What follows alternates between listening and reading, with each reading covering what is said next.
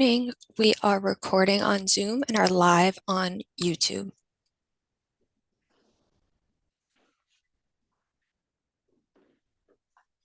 I think you might be on mute, Commissioner. Sorry. Fantastic. Am I on now? You're good. Good morning and welcome to the June 12th New York State Commission on Forensic Science meeting.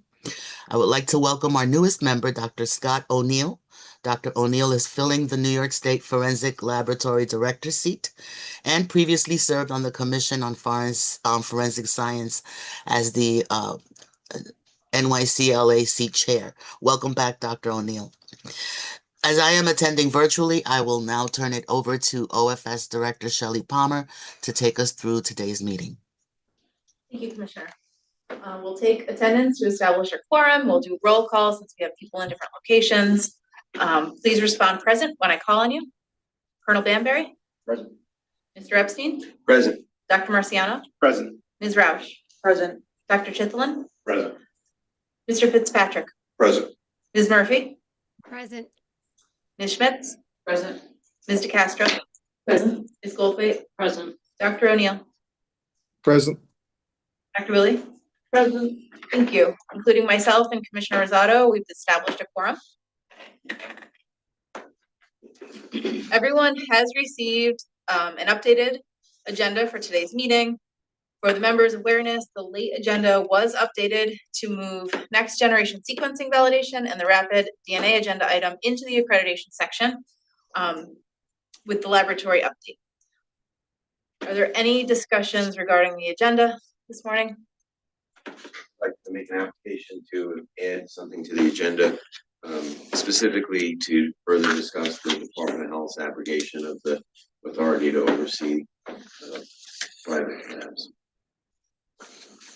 We'll add that to old business if the motion, there's a motion. Yep. Is there a second? That's a motion. Second. Second. So the motion was made by Mr. Epstein, seconded by Mr. Castro. Please say aye if you're in favor. Aye. Aye. Anyone opposed or abstaining? Aye. 2 abstentions? 1 abstention. Okay, so we will amend the agenda and under old business that will be discussed. Is there a motion to approve today's amended agenda? Second. Mr. Patrick, Mr. Epstein, all in favor? Aye. Anyone opposed? Okay. Motion carries. Next, you've also received a draft of the minutes from the March 13th, 2026 meeting. Are there any questions or comments regarding the minutes? Is there a motion to approve the minutes? So moved. Second. Mr. Castro and Mr. Epstein, all in favor, please say aye. Aye. Anyone opposed? Anyone abstaining? I abstain. The next item on the agenda is executive session. I have a motion to go into executive session to discuss matters relating to a current investigation or matters that may lead to the appointment, promotion, demotion, discipline, or suspension of a particular person. So moved. Castro, a second. Mr. Dr. Marciano, all in favor? Aye. Anyone opposed? Yes. Okay, anyone abstaining? Thank you. The motion carries. At this point, if you're not a commission member or staff, you'll be placed into the virtual meeting waiting room and the streaming will be paused. For those of you here in attendance, the cafe is available.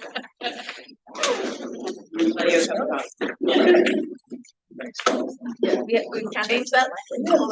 He actually asked me how many people are in the meeting.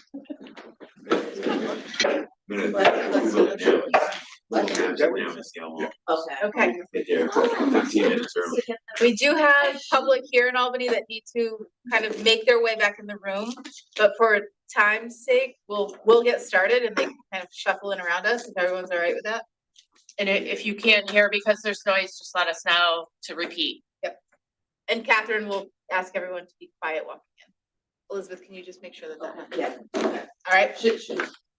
Should they at least hear what he's about to say when we exec session? Or I'm gonna read it now. Okay. It'll be on the video, but we're very far. Yeah. Okay, morning still. We are back recording on Zoom and are live on YouTube. As a reminder, if you are not a member, please keep your camera off and your microphone muted unless you are called upon.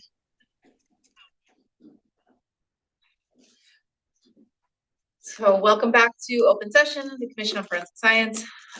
Following executive session, we will be continuing the working group to review complaints regarding the Onondaga County Laboratory, which is under continued review by A&AB.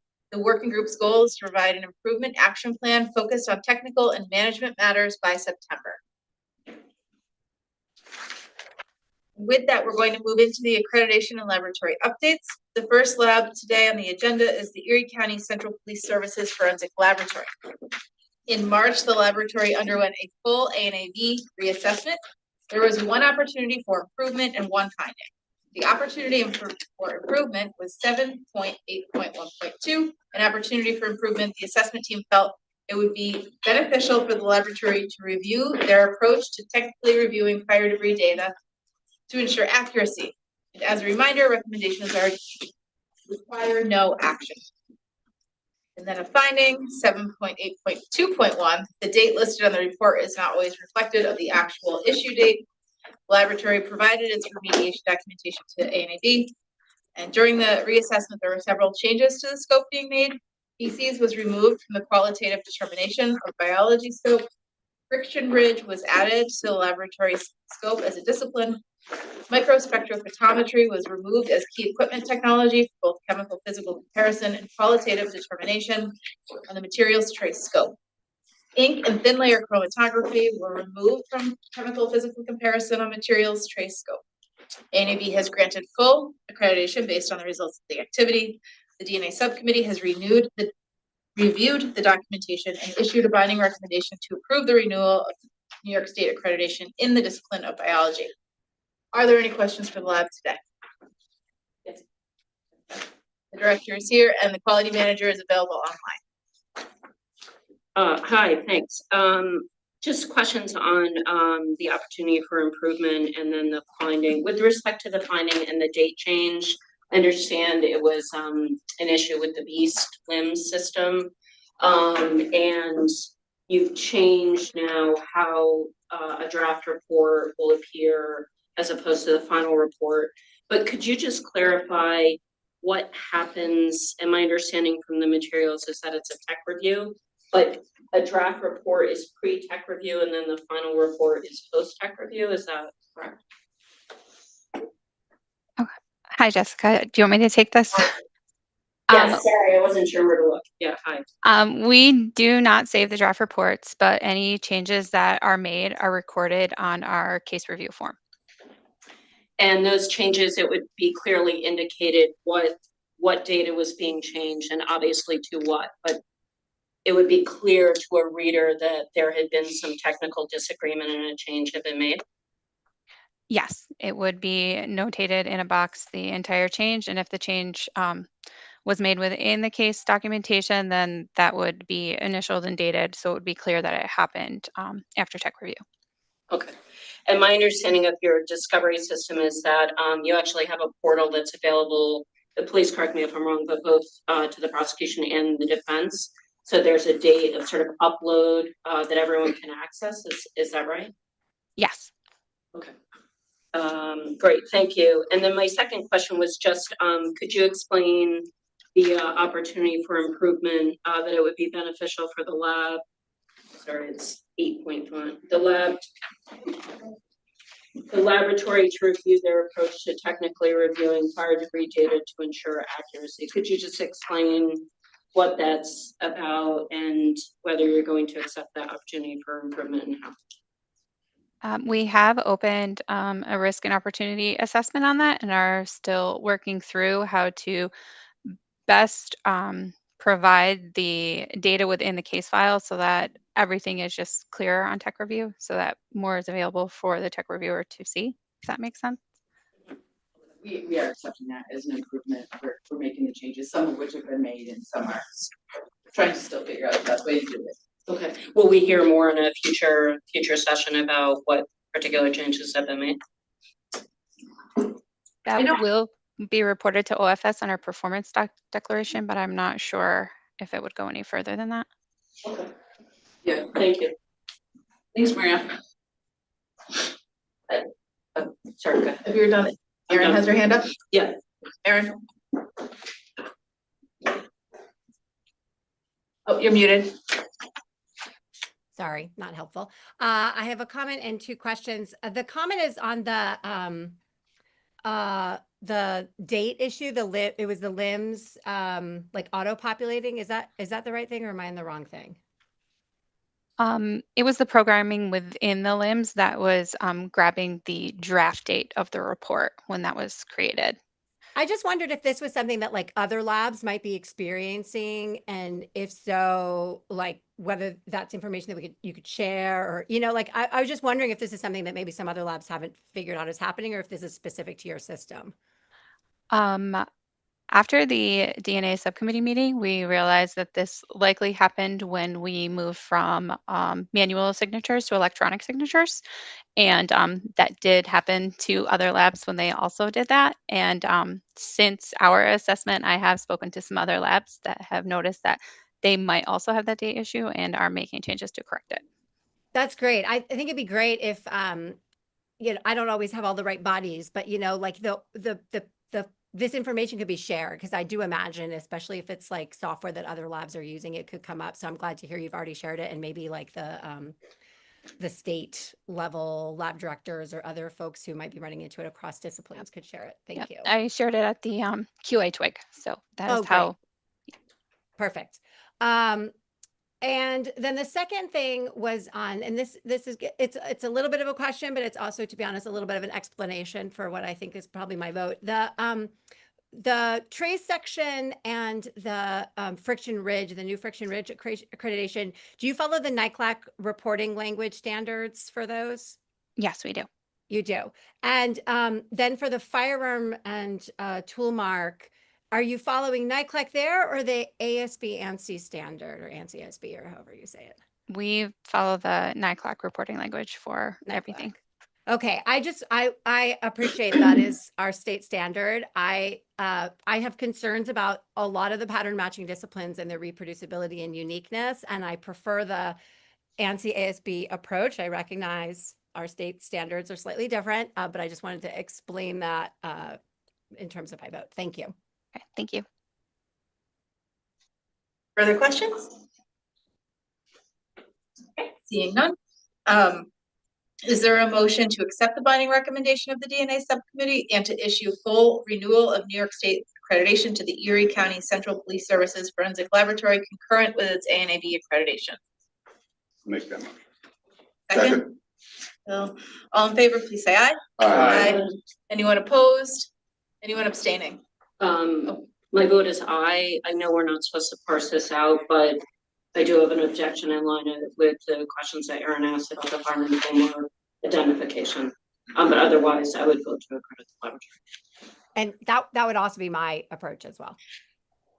I'm going to recuse myself. Okay, so one abstention, and then we can make a note in the minutes on your comments. On your vote. Does that make more sense? All right, excellent. Thank you. Congratulations, Erie County. In the interest of time, we're going to move to the next item in the laboratory accreditation section that requires a vote.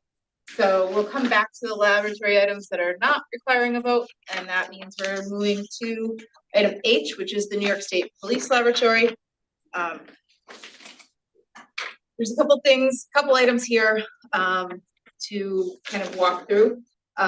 First, not requiring a vote, informational purposes only, the laboratory notified ANAB and OFS that Dr. Jill Dooley has resigned as laboratory director, and that Julie Pizzichetti will serve as acting director of the laboratory. In March, the laboratory underwent a full ANAB reassessment activity, and there were no findings. ANAB has granted accreditation based on the results of this activity. During the assessment, a number of changes were made to the laboratory scope. The rapid DNA discipline was added. Single nucleotide polymorphisms, also known as SNPs, massively parallel sequencing, was added to the DNA profile determination in biology. removal of epithelial cells from qualitative determination biology. Feces was added as an item to qualitative determination biology. Physical comparison 10 print was removed from Friction Ridge. Raman spectroscopy was removed from qualitative determination, and volume measurement was removed from C's drugs. Prior to discussing the A&AB reassessment, we're going to jump and cover the next generation sequencing, which was moved from old business on the original agenda.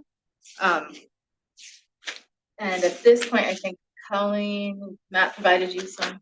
Matt is here. Matt is here. So we're gonna let him take over.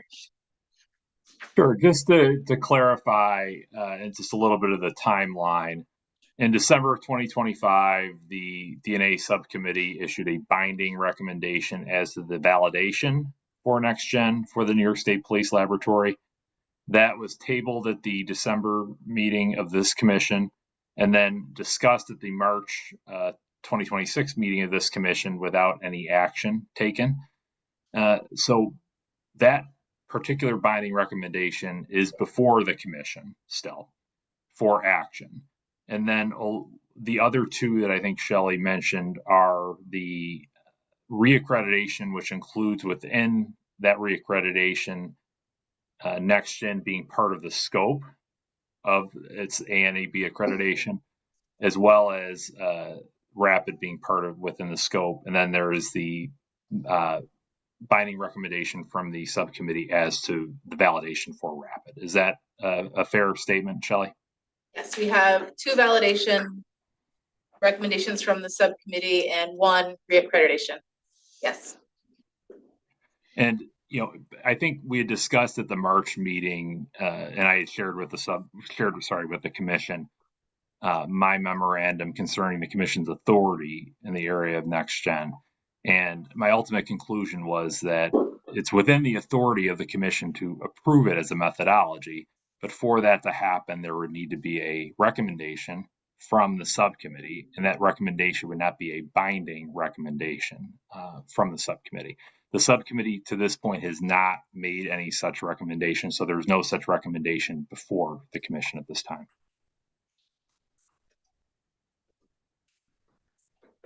So with that, we also have the director of the laboratory here, and she's submitted a request to speak on multiple agenda items.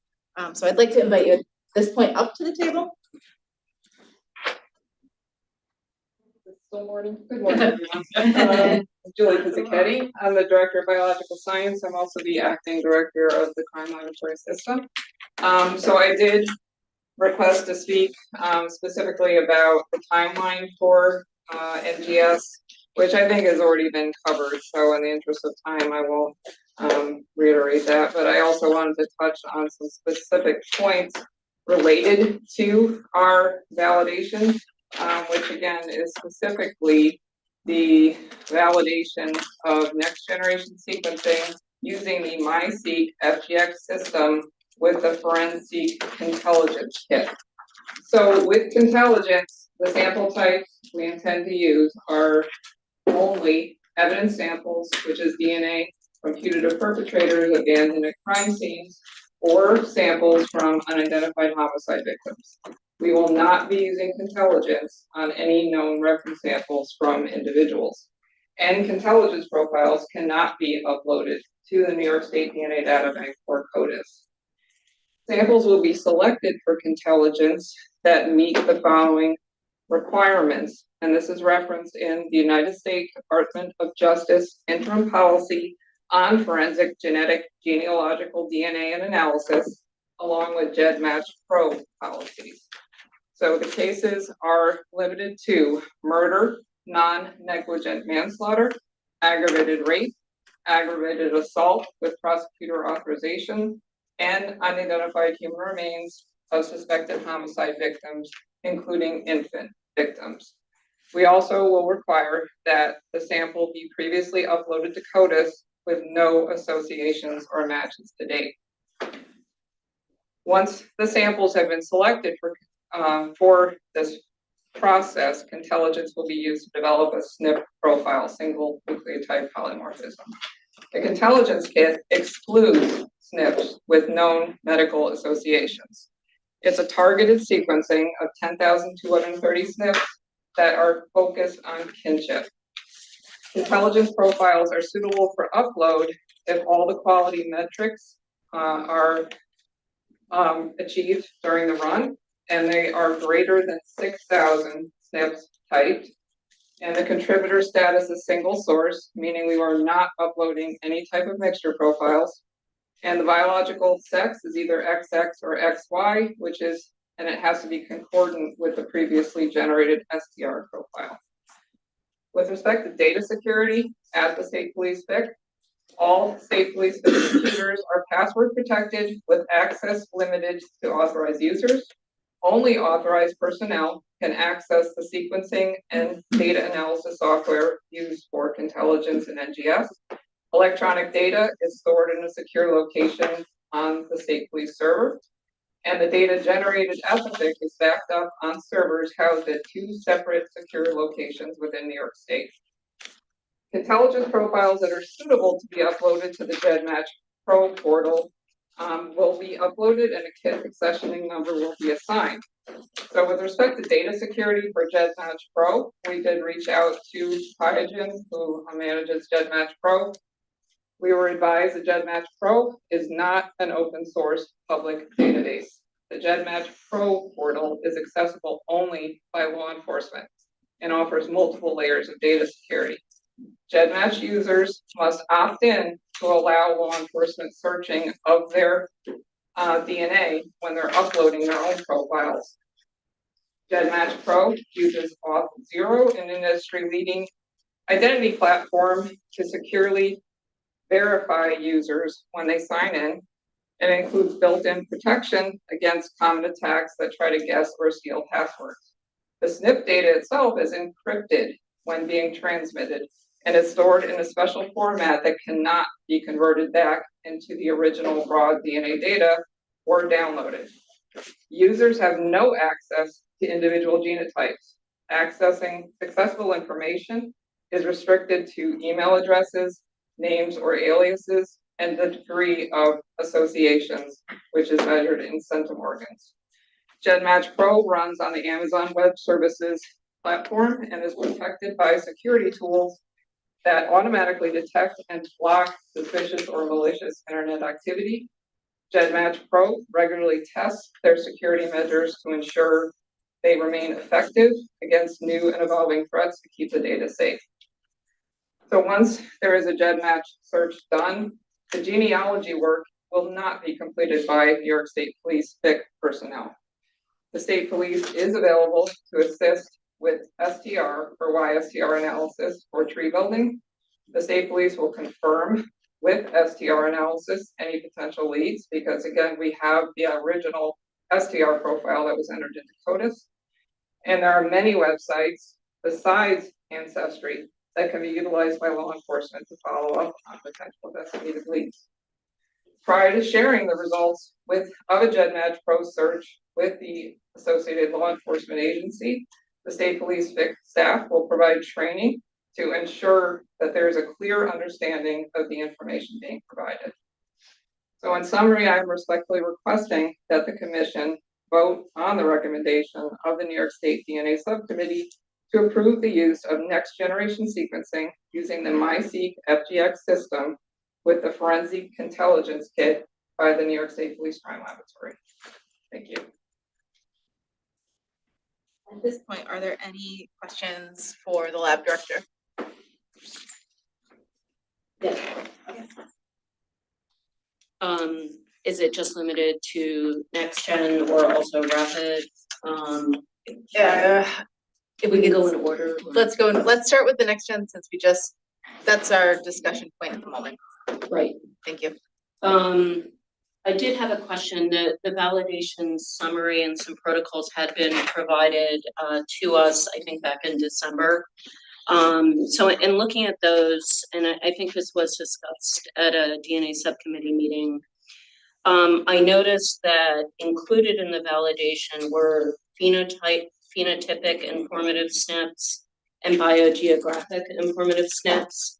I did also see in the executive summary that the state police does not intend to use those or report out that information at this time. I think though that there's a concern that well, let me just confirm with you. Will you be uploading the phenotypic informative SNPs and the biogeographic informative SNPs into GEDmatch Pro? If I may, I'd like to invite Dr. Jamie Melrose. She's our DNA technical leader and one of the key members of the NGS validation team. She can better answer some of these questions. Thank you, Jamie. Sure thing. Hi. Hello. Nice to meet you. Nice to meet you. So did you catch the question about, right, in your validation and in the protocols, there's reference to the phenotype informative SNPs and the biogeographic informative SNPs. But there is a sentence saying, at this time, the New York State Police does not intend to report out that information. So I have a few questions about that. But could you explain, were they in fact, do you consider that part of this kit to be validated for those purposes? What do you mean when you say you're not using them at this time? And why are they in your protocols at all if you don't intend to report out that information? So yes, referring to the ancestry and the phenotype informative, they are a part of the kit, and that is intended by the vendor so that there is overlap with another kit they have available, known as Signature Prep and Signature Plus. However, we have not validated the ancestry or the phenotype SNPs to be utilized at this time. That would require considerably more validation to be able to provide accurate leads to law enforcement in regards to how those SNPs can be utilized, and we have not done that work, so we are not asking for that. Have you given, I know the DNA subcommittee goes, Dr. Corrado brought this up in her comments, but there is some concern that if it's there, that there might be some danger, just even unintentional, of sort of looking at the information and using it, or the danger of unintentional release. So I'm just curious why this stuff is there in your protocols if it's not going to be used. I mean, I understand the warning that stuff isn't, but why is it? Let me ask you this. Will the analyst authorized to do or get the information from GEDmatch Pro get that information on those informative SNPs for phenotype and biogeographic ancestry? While the genotypes are generated as part of the kit, it's an extra step within the software that you have to take. It's actually, those SNPs are parsed out away from the ones that are kinship focused. So there are approximately 10,230 SNPs in this particular kit. Over 9,800 of them are focused on kinship-related associations. And so it's a small fraction that are AIPI SNPs. And while they are part of the kit, it requires extra measures for any analyst, even those of us that can do sequencing, to be able to obtain the ancestry and phenotype informative SNPs. You actually have to take that information and go to a third party. As of right now, they're asking you to go to Dr. Walsh's site, known as HirisPlex, to obtain that information. And again, we did not validate that. We did not, obtain a wide array of individuals that would be represented and required to be able to make investigative predictions using those. So again, we're not recording them, we're not utilizing them. No one is authorized to make those extra steps. I do have another just sort of general question like that about the scope of your validation. I did see that QIAGEN was stamped sort of throughout your validation work. Obviously, they're the company that owns and markets the kit, as well as GEDmatch Pro. Is that correct? That is correct, yes. Okay. And someone from the company from QIAGEN assisted in the validation work? Yes, that's correct. Okay. Could you explain how many samples you used in the course of your validation? Is it 30, was it 32 plus? I know the DNA subcommittee specifically requested that you do additional work, but what's the sort of base number of samples that you use in validation period? That's correct, yes. Okay, and was that number recommended to you by QIAGEN? The number was recommended by QIAGEN, but agreed to based on our team. It was a joint agreement. What kind of assessment did you did, right? Because look, you know this from all our discussions, this is a huge shift in the state of New York and elsewhere in technology from SCRs to SNPs for all the reasons that we've talked about in prior meetings. What sort of analysis did you do to determine that 32 samples was sufficient? And I do want to credit the idea that you can't, there's no like hard and fast, like this is the minimum number. I understand that, you know, a scientist explained it to me, when you try to figure out how many samples you should be doing, it's like asking how long is a piece of string. It has to be like carefully correlated with the intended use. And so I understand that, but given that, why do you feel that 32 samples, what work did you do to establish that 32 samples would be sufficient for this validation? So, like you said, we evaluated the intended use of this particular kit, which is to generate investigative leads for potential kin, right? That is the only focus of this particular kit at this time with the New York State Police. So while there were only 32 samples, a number of them were doing double and triple taking, for example, right? So if we have a known sample, we can use that for concordance, we can use that for precision and accuracy, we can use it for multiple different types of steps. So even though there's a limited number, they were utilized in multiple different ways. And that's really a cost-saving measure because this particular kit is considerably more expensive than SGR testing. I appreciate the comments that Director Pizzichetti made about security of the system. I just want to follow up on that as well. What are there any protocols in place that if there's a breach? Well, of course, there's at the state police as a whole in the crime lab. You know, any data is covered. We're not allowed to share anything that's confidential. So what would happen if there was a release, an unintended release of this information? Well, there are protocols that are overarching for all non-sworn civilians that they would have to answer to potential disciplinary action and possibly termination. So nothing sort of above and beyond the structure that you already have in place? We are currently working with NGS data the same way we do with any case with STR data. Which is considered highly sensitive private information and has security in accord with that. I see Aaron's hand up. Yeah, I'm worried, so yeah. we Okay. should move on. All right, they can come back if they come back. Aaron? Oh, you're muted again.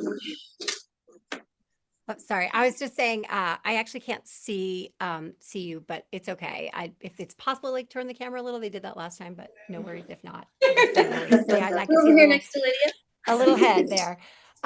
So first, I think it'd be really helpful to have all of this in a written form, and I appreciate the effort to craft a policy to guide this. As you know from the prior hearings, I'm very, very troubled by this as a commission decision. So I want to ask some questions just so I understand how the lab is thinking of it and the scope of it. Similar, although not as technical maybe as Jessica. So everything that you just laid out and that again would be useful and written, that's just your lab's policy. That's not a statute or a regulation that's been passed through like the official regulatory rules, right? We're not aware of any official statutes or regulatory rules. So like everything you just said, how did you come up with that, like come up with those rules? Was that a discussion in the lab or what, how did you come up with the rules that would apply?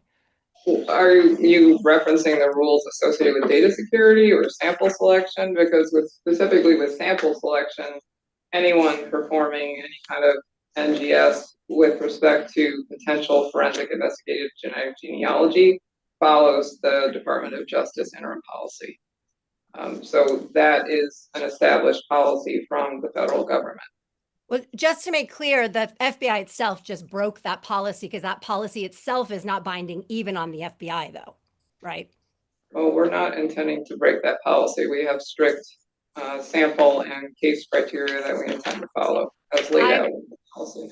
I'm not suggesting that anyone in your office would break it, but I want to just make clear this is not a binding policy of even the FBI. The FBI itself is not bound by this policy.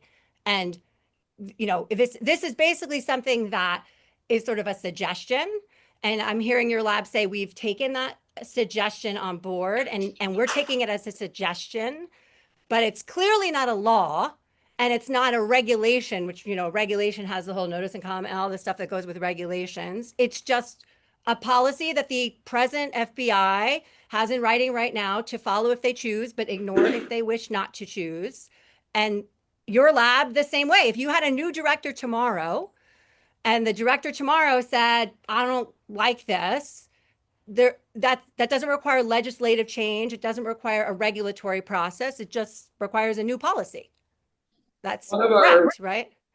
Sorry, I didn't mean to interrupt. One of our procedures, our standard operating procedures for NGS states our case management procedure that we will be following the DOJ interim policy. So it is written within our procedure and we are bound by that procedure. And how do you change procedures in your lab? We propose a change to the procedure and it's discussed amongst, if it's a biological science procedure, amongst the supervisors and administrators of biological science, and ultimately it has to be approved by Dr. Belrose as our DNA technical leader. Okay. Relatedly, in terms of discipline, what are the specific, I want to just follow up on Jessica's questions about the ethical and other disciplinary breaches that might occur. If a genealogist violated ethical rules in doing the investigation, but they weren't your direct employee, am I correct that you will not have genealogists in-house? You'll use QIAGEN for that? Genealogy is considered an investigative function, which is beyond what we consider to be the scope of laboratory personnel. So you will not have any direct supervisory authority over the people who are doing the actual genealogy work with these SNPs. We don't have any direct oversight over any investigation at this point that is done by the law enforcement agencies, and we would certainly provide guidance if they needed it with respect to genealogy, but we are not performing the genealogy. So just to be clear, from a technical perspective. I just want to be clear, this is not a criticism of you or your lab. I just want to be crystal clear what this commission's voting on, that's all.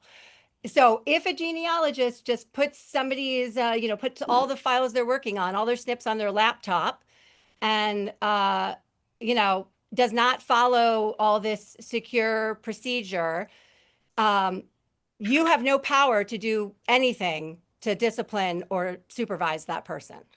As was already stated, there's no way a genealogist could actually have the SNP data. The only data that's accessible is the user information, the names and the aliases, and the degree of relatedness. But they're going into the QIAGEN database to find and construct a family tree. So they have the database, whatever's available in the database with the SNPs is available to them. The SNP data is not available to them. So how are they building the family trees in QIAGEN's database, in the old GEDmatch database? When there is a upload to GEDmatch Pro, the output is a list of names or aliases with associated email addresses of individuals who are the best candidates to be close biological relatives of the unknown perpetrator or of the unidentified homicide victim. They're getting names and aliases and email addresses of potential biological relatives. That's it. And they're working within that. I think this is a better question probably directed to QIAGEN, but they're working within the QIAGEN's database system is what you're saying. What rules they have for what they expose. Yes, when an individual such as a genealogist is hired by an agency, the state police can then share the match list within GEDmatch Pro. So that would mean that everyone that is utilizing the database has been authorized and vetted and given access. We can share that, but as Director Pizzichetti said, they only can see the name or alias that the individual has provided, their email address, and the centum organs. At no time can they visualize the genotypes of the SNPs. I think there's some debate about how accessible that is, but even to the extent that that's the policy they presently have, that's dependent on QIAGEN having that policy. But the data are encrypted by GEDmatch Pro, and unless you have that key to unencrypt those data, you cannot download them and you cannot take them to another public database and upload them for additional searching. Understood. But again, this is all, whatever QIAGEN's policy is the policy. You don't have power over QIAGEN's policy. If tomorrow, for instance, GEDmatch was initially just run out of a guy's garage, basically, and then it got sold as a for-profit company, and then it got sold again and sold again. You know, whenever it's sold, the new owners can change the policy. They can change what they do, what's allowed, what's accessible. You have no power over what their policies are in terms of how this data is kept, what's revealed, and what's shared. You know what it is today, but you don't have power over what it is in general.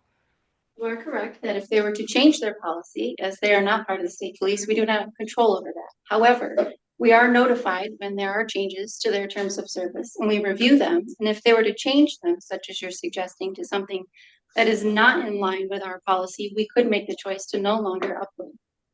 Were you concerned at all? There have been a number of documented instances now of violations, even within their house policies, you know, where genealogists are using opted out samples, for instance. They're not adhering to the rule that they stay opted in, or they're accessing materials that are not available for law enforcement by posing as non-law enforcement, as ordinary people. Is that a concern in terms of choosing vendors? Are there other vendors you considered besides QIAGEN? That was a concern for us, which is the reason that we have selected QIAGEN and GEDmatch Pro and the controls that they have in place so that individuals cannot access the SNP profile without utilizing the scientists at the state police. So we are directing them only to one that is law enforcement approved, that we know that the individuals that are being searched have opted in for their DNA to be searched against forensic unknowns, and they do not have the ability to take that profile anywhere without our permission into another database that is not law enforcement approved. But what about the second step where after they get the list of names from QIAGEN and they're investigating, which involves non-genetic sources, this is the genealogy part, right? Building out the family tree, getting the non-genetic sources to help you eventually circle in on targets, right? Because these cases don't usually produce like one person. They produce a large family tree, several suspects, filling in the blanks, etc. There have been numerous instances of genealogists building those trees using unauthorized materials, whether opted out materials or materials that Ancestry has now declared are not available for law enforcement. How are we safeguarding against the violations of those rules? And I say that in part because there has been no discipline for any of that misconduct, because there is no genealogist licensing. You know, we're not only using licensed people within our state. We don't have quality incident reports that come to us to review and to find out if the corrective actions are enough. So how do we prevent that from happening? There's another comment from a commission member. I can pause if it's helpful, but yeah, okay. So if a genealogist is hired, who hires them on the case? Is that New York State Police or the law enforcement agency? The law enforcement agency would select the genealogist. And they would go under contract to do that work that you would presume would have legal oversight on that contract, correct? It's not like this is a rogue genealogist who's just going to grab the data and do what they want. This is a contractual agreement, correct? That would be my understanding, because we already have some experience with this with the familial search program, because any information released with familial search is also an indirect investigative lead. And we are aware of law enforcement agencies contracting with genealogists to assist in building family trees. Right. But there are families who go to private investigators and seek genealogical. No, that's fair, but under this umbrella, right? Right. Would unlawful disclosure not be covered by 995D of the executive law?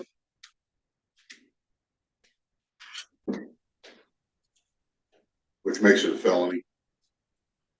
I don't think any of this is covered by that law, but I guess it'd be interesting to hear if people disagree, if they believe 995 covers this. This is not, we are not allowing disclosure of the actual SNP DNA data. What is being provided is usernames. Wait, and you're saying if it did happen and Yeah, if some unintentionally, if some rogue genealogist right, somehow got hold of that information, that would be. a felony. But QIAGEN's a private lab, so we have no authority over. The statute doesn't refer to, the statute doesn't make a distinction between law enforcement and a private lab. But the statute says only authorized person. It doesn't describe what that means. It doesn't give, it's within a larger embedded statute that's all about a very regulated regime of STR testing that is also on the piggybacking on a regulated federal regime, a statutory and regulatory federal regime for DNA testing. This is not at all contemplated by either of those regimes. That's why it's an ill fit. So, you know, Fitz, I agree with you that authorized to have access is in there, but what is not clear at all is who's authorized. I think, in fact, the practice is authorized to have access means I hired a genealogist. It doesn't have to be a licensed genealogist. It doesn't have to be a genealogist who's accountable to any oversight of any kind or any kind of disciplinary action for misconduct. It doesn't have to, authorized is like whoever's authorized. And, you know, maybe you go to the lab higher ups and say you wrongly authorized the person, you aided and abetted. But, you know, it's building on all of the STR regulations, whether our own state law or the federal counterpart, are building on a legal infrastructure that is totally lacking for SNPs. I would just include, when you hire these genealogists, language to the effect violation or unlawful disclosure subjects you to possible violation 995D of the executive order. I prosecuted in Syracuse if they could. I think the problem is we're watching this happen across the country without repercussions whatsoever, which is why having a structure is valuable.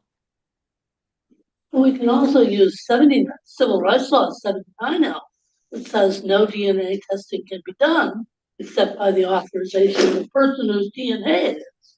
And so you can get not to authorization for result, but authorization for testing. Now, we exempt forensics, but all those other DNA profiles that are out there are supposed to only have been done because the person whose DNA was tested, authorized it to be done. And that gets to all those hobby DNA labs who are not regulated by anybody, still having to have consent from the person who's tested. And that's supposed to include who can have access to the results. Yes, it's a system built on dominoes because there's no enforcement. I would just say there are, you know, we know Maryland has a law that regulates genetic genealogy. We can imagine New York chooses to adopt such a law, incorporates within it a requirement to have regulatory restrictions of the kind we're discussing. But I take zero comfort in we're only going to do reference samples of putative perpetrators for murder and non-negligent manslaughter, et cetera, partly because that's just the decision right now. There's nothing binding that decision. It could change tomorrow. Partly because we know through history that's exactly what has happened, including that GEDmatch, prior to being acquired by QIAGEN, said, I'm only going to do murders and non-negligent manslaughters, and then promptly did another case, an assault. So we've seen they violate again and again, they have violated their own policies. And I don't think, because this is a private corporation, we have any point of leverage with them or over them in any way. This is not pertinent to this. Let me bounce back to what's pertinent for you all. Now I'm getting into the debate aspect. But let me ask you too about how often you imagine this SNP testing occurring. Generally speaking, my understanding is genetic genealogy and SNP testing is pretty infrequent. As you noted, it's only for the most serious cases. There's like, what are we in New York City? We're down to like 75 murders. I think like we got no more murders in New York City. Hooray. So there's very few of these cases to begin with. And many of them, of course, are people who know one another. They're not people, it's not a question of identification. It's a question of self-defense or heat of passion or something like that. So how many of these cases are we imagining will happen a year? We SNP, how many SNP cases do you expect to process? We do intend to do this infrequently. I would estimate along the same lines as our current familial search cases. We're talking about cases within that select category, and we absolutely do have control over what samples and what case types that we choose to run intelligence on. And it'll be those serious crimes I already mentioned in which all investigative leads have been exhausted. So it's essentially another investigative tool along the lines of familial searching. It also, as Dr. Belrose mentioned, is extremely expensive. So we have to be cognizant of the application in terms of the cost to New York State. And this would just be for select cases of those serious natures where all investigative leads have been exhausted. So if it is so few cases, why not do what I think many places have chosen to do, which is just let the vendor do the whole thing, let QIAGEN do the whole thing? Why take on the expense and the, hassle essentially, and everything associated with that of training and maintaining equipment for so few cases? Because we feel a responsibility to, if we can bring on another type of DNA technology for the citizens of New York State and potentially provide, working with law enforcement agencies, that investigative leads that can help resolve a case that may have gone unsolved for 30, 40, 50 years, that is something we feel was within our mission, is to use this updated technology within the constraints that we have already outlined. But why can't you just do that via QIAGEN, I guess is the question. This isn't a debate about whether to do it or not. It's a debate about whether your lab should take on this burden if it's so unlikely that there will be very many cases. What is it? Is there? I'm not saying it's unlikely. I can tell you that we already get a significant number of requests for our biological science staff to review unsolved cold cases to identify whether there's enough DNA left to be sent out. But we also, when this technology became available and an instrument that we could afford became available, felt that, again, it was our mission to be able to provide that in-house, because then we control the quality. We control the procedures, we control the rules, we control the sample selection, because this is our case. And we have generated that DNA profile already. So if we have the ability to utilize new technology to potentially provide investigative leads, then that is something we feel obligated to do. Erin, there's another question too in the room. Can I just ask one more for now and then I'll stop then? What is the plan to audit compliance with your, in-house rules for out externally? Like, what's your plan to audit compliance by QIAGEN? Well, we are generating the SNP profile, so I don't understand what you mean to audit compliance by QIAGEN. It's like we're providing the DNA data that we've generated in-house and to their GEDmatch Pro portal. So your sort of piece will stop when you give it to QIAGEN? It won't stop. They'll run the search. There'll be a list of returns, which are, again, email addresses, names and aliases, and the degree of sharing in centimorgans, the amount of genetic sharing. And then if there is an investigative lead generated, it does circle back to our lab because we have the original STR profile. So we are already doing this with genealogy cases that are outsourced. When there's an investigative lead, we have the original DNA, the STR DNA, and we're given samples from possible biological relatives of individuals that have been developed based on these leads, and we're doing the confirmation. So we have a role in the beginning and in the end in the confirmation process. So just to be clear, the middle, you will not be superintending or auditing. We are still involved in the regulation because it is our lab that is selecting the case types and selecting the sample. And we are working with the law enforcement agency to ensure that there is a commitment to follow up on these. And again, we'll provide training at the end before releasing any information to them to ensure that they understand that what is being provided is an indirect investigative lead. Shelley, I'll kick it back to you. Okay, thank you. I just want to confirm again, this is only for the use in investigative leads, correct? And just a comment, this is something that's familiar to me, but in my opinion, this is a model of how it should be done, rather than have law enforcement just directly outsource.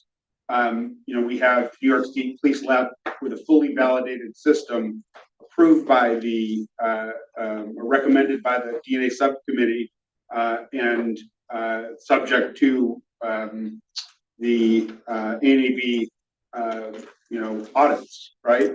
And by the way, they had no findings in a very large lab this last cycle. So in my opinion, this is increasing the quality of this whole process. So I just wanted to make that statement.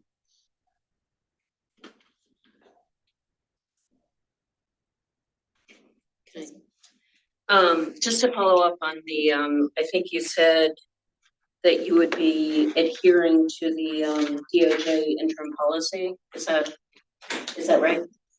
Okay. I'm just looking at your, and it may just be a semantic thing, but I want to be very clear about what you're doing. You do have in your, I guess, protocols that you provided to the commission, the DOJ interim policy. So you mentioned that.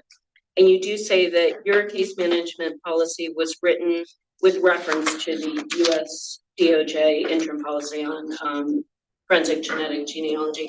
Did you adopt the entire policy in toto? Were there parts of the DOJ policy you jettisoned, or it was the wording just made me wonder if there were parts of the DOJ interim policy you were not following, and if so, why? Not to my knowledge, no. We adopted all parts that were applicable to what we were doing. So in our focused validation, Mr. Kinship. Okay, what parts wouldn't be applicable to what you were doing? I'm not certain. You have to look at those. Okay, fair enough. Okay, are there further questions at this point? At this point, we've kind of kicked around the next gen topic, and we do have that binding recommendation on the table from our previous meeting. So I think at this point, procedurally, the proper way to go about this is to call for a motion to accept the binding recommendation to approve the use of next gen sequencing using the MySeq FGX system with the forensic intelligence kit by the New York State Police Laboratory. So moved. Second. Can I ask a clarifying question about this vote? Yep. So if I understood Matt, I guess I'm confused by where we are procedurally, because if I understood Matt, he said that we, as the commission, have discretion to approve methodologies, and in fact, a mandate to approve methodologies before they are used. We don't have yet a recommendation from the DNA subcommittee about whether to recommend the SNP methodology. So what the vote, if there is one, is only whether to accredit or approve accreditation of this lab to do SNP testing. But isn't it putting the cart before the horse to authorize a state lab to accredit a state lab in a methodology we have not approved? Maybe that's a Matt question. I think you're right that it has not been an approved methodology to this point by the commission, which must be preceded based upon my review of the statute by a recommendation from the subcommittee. I think the vote, at least as to the December 2025 binding recommendation, is the validation, which goes to its accreditation. And then the second vote is adding it to its scope would not still necessarily allow it to be used until it's an approved methodology by the commission, but it would be on its scope for ANAB accreditation purposes. It just seems odd that we would have something accredited that isn't approved. Like, we're basically saying you are accredited and you are going to be reviewed for performing a methodology you are not yet authorized to use. You are not authorized to use it. That would be in violation of the statute if you use your methodology, but you're accredited for it and will be reviewed for it. It just doesn't make sense to me. I don't, is this, I mean, do we have any precedent for this, or is there, I how is don't the think lab that- to understand it? I mean, I think you have a fair point about the sort of the timeline of it. I don't think that the statute or the regulation necessarily provide a specific timeline for it, such that this would be, you know, outside the scope of or outside the bounds of the regulation or statute. Both things have to exist, right? The accreditation piece and the approval piece. And that is maybe clunky, but that is the kind of reality of our structure. But isn't, just a question, isn't the methodology of the snippet part of what we're now voting on? What was presented The validation. on the vote? Right, of something that includes the piece that hasn't been approved by the DNA subcommittee. If I'm understanding this right. We can't approve their NGS until the subcommittee does. We can't. Did the We approve Just subcommittee- different than validation? I- They approved the validation. Right, yeah, they approved the validation of the use of Have they? SNPs Yeah. with the intelligence bit. That Which is- was the specific approval. That's what we're seeking to use. But I just want to clarify that DNA subcommittee's only statutory remit is technical. So if the DNA subcommittee tomorrow decided, don't get upset, decide that if a lab decided, you know, we want to have a new DNA and a methodology because we have this new kit, and the new kit can predict sexual violence and recidivism. The only job of the DNA subcommittee is to validate whether or not the lab actually can do what they purport to, you know, do they do the kit? And the DNA subcommittee comes to us and says, we have checked and they can in fact, you know, do this, predict that. Our job as a commission is to approve a methodology, is to say, in the state of New York, we will authorize DNA testing for sexual violence and predictive sexual offending. But why would we ever approve a lab to do the method, accredit the lab essentially to do the method, if we haven't approved the methodology? Like, I see how they relate to each other. I could say it, you know, we also would not want to, well, actually, I mean, we could approve a methodology and then say, go out and get accredited somebody. Like, we also don't have to have a lab previously accredited. In fact, normally we wouldn't, I would assume. We would say, we want to take on this new methodology, and then labs come to us if you want to be accredited in that methodology. It just strikes me as very backward that we're approving a method they are not allowed to use under the state law, and we are not prepared to vote on because we don't have even a recommendation about whether we should approve that methodology. We do have that recommendation. No, we don't. We don't have that's a non-binding recommendation. Well, Matt, you should answer. Maybe I misunderstood you. No, I'll go to the statute 995B11. It's upon the recommendation of the DNA subcommittee established pursuant to subdivision 13 of the section, the commission shall designate one or more approved methodologies for the performance of forensic DNA testing. That recommendation has not been made by the DNA subcommittee, and that is a non-binding recommendation. The recommendations before the commission today are binding as to the validation of NextGen, and then as the overall reaccreditation of the New York State Police Laboratory. It's to Colleen's point, it is clunky. I think that word sort of captures very well this process. Unfortunately, the statute doesn't clarify or avoid that clunkiness. I realize I'm not an attorney, but isn't the approval of the SNP technology inherent in the DNA subcommittee's recommendation that we be approved to use this specific kit on that specific platform? It all was SNPs. They are approving our lab to use SNPs. I don't recall any generic approval of SPRs as a method. The lab went before the DNA subcommittee and requested to use an SPR kit. That was what it was approved. That's exactly what we did with a SNP-based kit. That's because there was a statute for that. That we are approving a new methodology as a commission we have discretion as a commission whether or not to approve that methodology. The scientific component of whether a lab should be accredited in the methodology is what the DNA committee speaks to. They do not speak to the broader question of whether we should approve this methodology from the perspective of law enforcement, the defense, privacy, et cetera. I mean, the methodology question, I also think needs to have a public hearing. At minimum, as you know, believe it is a legislative question. Short of a legislative question, it should be a formal regulatory question. Short of a formal regulatory question, it should at least be a public hearing and input. As I said in the last meeting, I am the sole member of this commission charged with speaking from the voice of privacy. And I am ill-equipped to address the massive and profound implications of beginning the testing of the actual coding loci, not repeats, but the actual nucleotides of the DNA strand in the volume that SNP testing enables.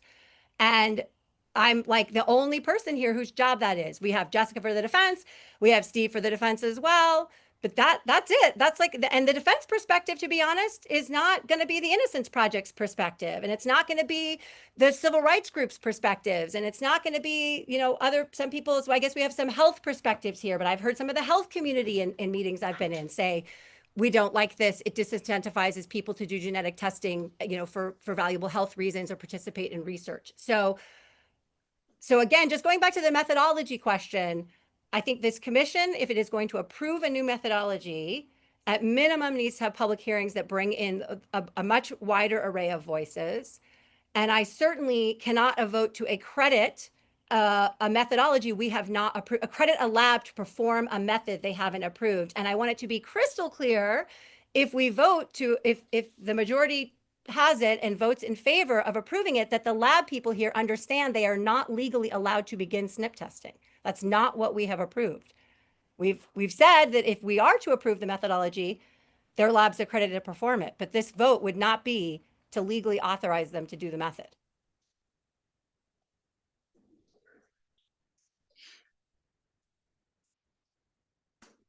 Council, is that correct?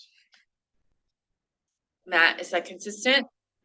I believe that is consistent with my prior memo in terms of it requires a recommendation, which is non-binding, from the DNA subcommittee. We have not had that recommendation today.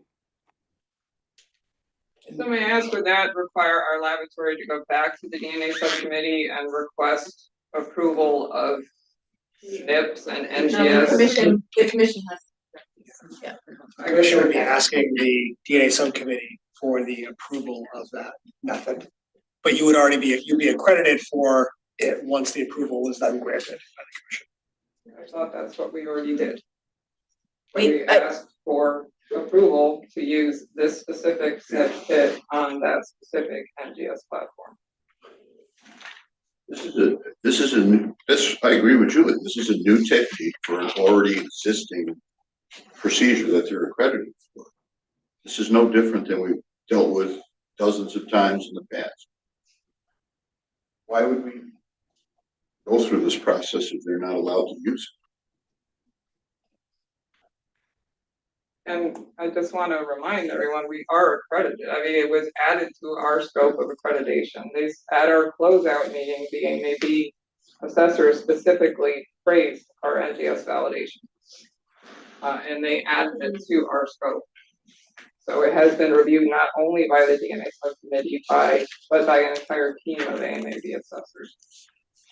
Again, that speaks to the technical quality, not to the broader question of whether we should do this.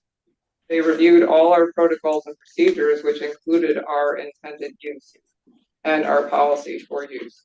But your accreditor does not make policy decisions. If you gave them a DNA test to determine who is psychotic, their only job is to see if that DNA tests work. It's not a job to see whether the New York State lab should be in the business of DNA testing in the citizens of New York to see if they're psychotic. They don't make policy judgments. They make technical, scientific judgments of merit, not a decision about whether a methodology is properly used.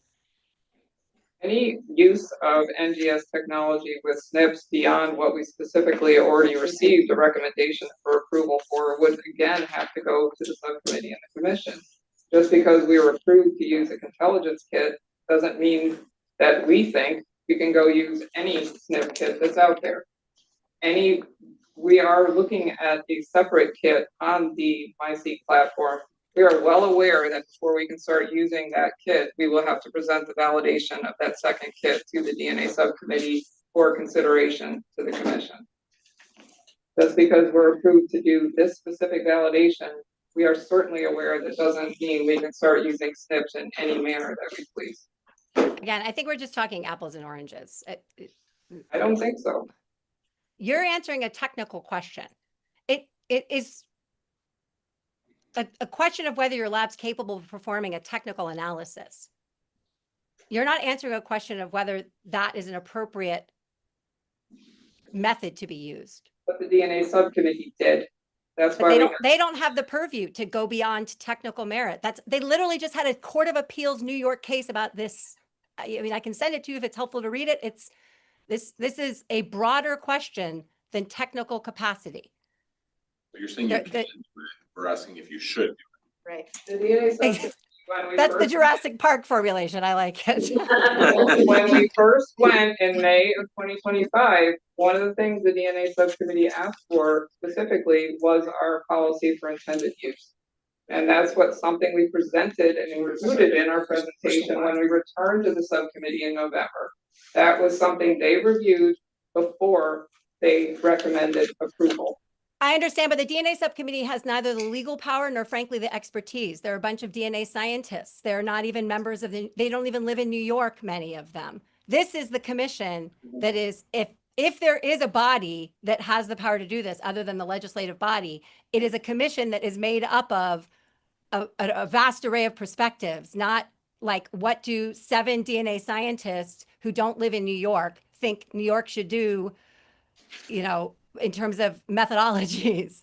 That is a broader question. That's why they don't have the power to make that determination. We do. So at this point, the motion was, I called for a motion, it was made and seconded, so we do have it on the table for a vote. So we're gonna call for a vote.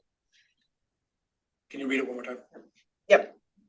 To accept the binding recommendation from the DNA subcommittee and to approve the use of next-gen sequencing using MySeq FGX system with a forensic intelligence kit by the New York State Police Crime Laboratory. Under Robert's Rules of Orders, can we entertain a motion to table?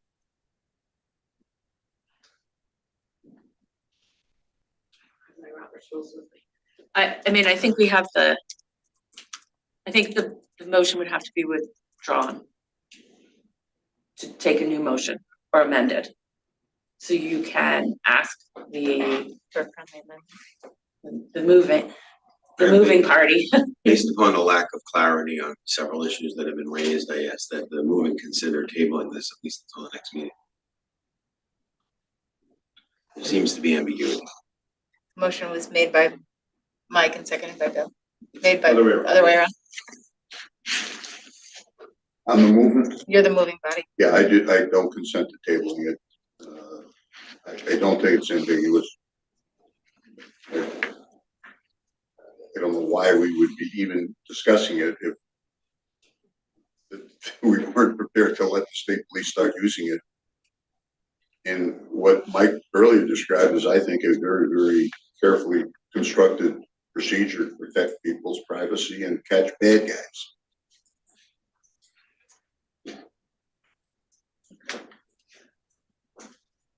So I'll call for the vote. Roll call on this, best. So when I call your name, please take your vote.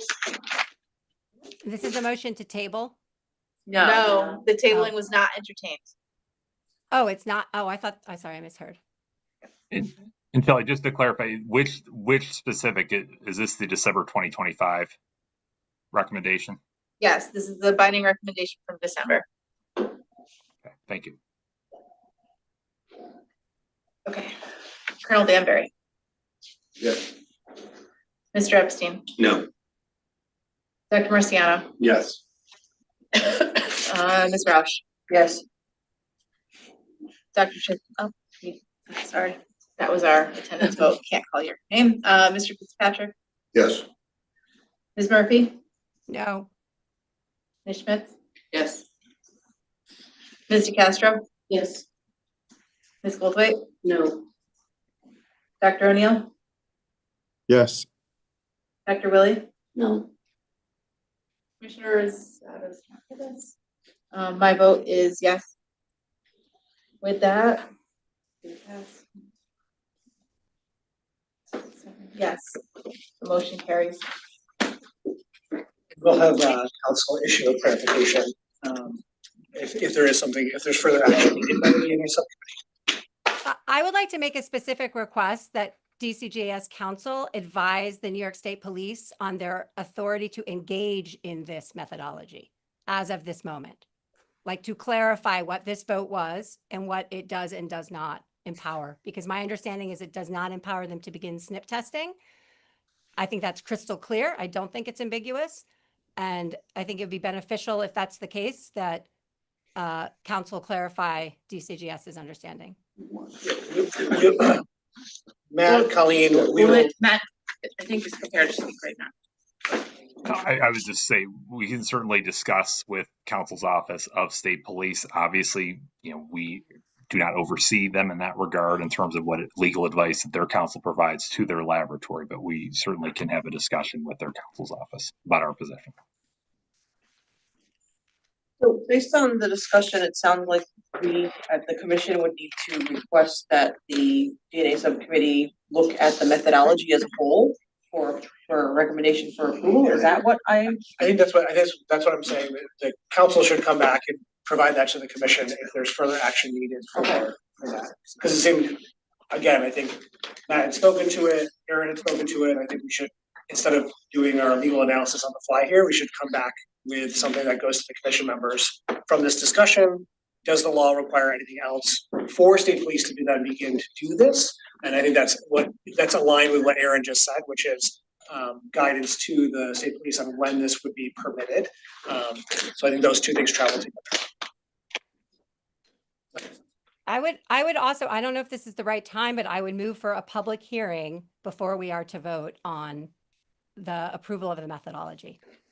Okay, so there's a motion to have a public hearing prior to calling for approval of methodology. Yes. And a second, so motion by Aaron, second by Jessica. So the motion is, can you restate the motion? It would be a motion to hold a public hearing, which would include notice to the public and an opportunity to be heard, with the intention of hearing from a wide array of perspectives about whether or not we should be engaging in this methodology, meaning whether or not New York State laboratories should be permitted to do SNP testing, assuming they are accredited to do so. Amendment that the New York State Laboratory is accredited under the DCJS, right? We're not raising the commission. We're accredited under the commission. Yeah. And then that's seconded. Are you, Jessica? Shall I call the roll? I will. Colonel Danbury? Yes. Mr. Epstein? Yes. Dr. Marciano? Yes. Ms. Roush? Yes. Mr. Fitzpatrick? No. Ms. Murphy? Yes. Ms. Schmitz? Yes. Mr. Castro? Yes. Ms. Goldthwait? Yes. Dr. O'Neill? Yes. Dr. Willie? Yes. My vote is yes. Can I make one quick statement? I remember doing the same thing when familial searching was brought on board. I was very reticent and worried about that implementation at that time. And I just want to say that over the ensuing years, I have been reassured by how deliberate and careful that process was rolled out. So I totally get where member Aaron Murphy is coming from, and I do think that, and I voted yes, so it's good to have public input, but I will say that the worries that I had about familial were not borne out, and I believe that we will have a discussion that will lead us to the same outcome, that we will give careful consideration to this, so that all parties understand the ramifications of what we're considering. May I just mention that it is the New York State Police with DCGS that oversees the familial search program, and we intend to apply the same deliberate approach in utilizing SNPs and NGS. I apologize. So we've authorized the state police to use this technology. Yeah. And now we're gonna have a public hearing as to whether or not it can continue. So if you gotta catch a bad guy, catch him quick, okay, before the public hearing. Matt? No, I don't think we have authorized the use. We've authorized, or we voted on their accreditation that it's within their scope, and the validation, which was just the previous vote. But I don't believe that this commission has yet approved its use. When OFS looks into the public hearing, we would include the DNA subcommittee so that it's clear to both bodies the process. And this is, Oh, sorry, go ahead. And unlike the familial search hearing, I'd ask the commissioners to be allowed to ask the speakers questions at this public hearing. I think this was laid out in Matt's memo to the commission in March. Yes. Okay, we still have two more binding recommendations here. We also have the rapid DNA validation that was moved from new business. At the February and May DNA subcommittee meetings, members of the New York State Police Crime Laboratory presented their rapid DNA validation. The laboratory has provided their executive summary for review, and the laboratory members are present to answer any questions. Remind you that this methodology is in use in other labs as well. So are there questions at this point on that validation? Yes. Jessica? If members of the rapid DNA validation as well.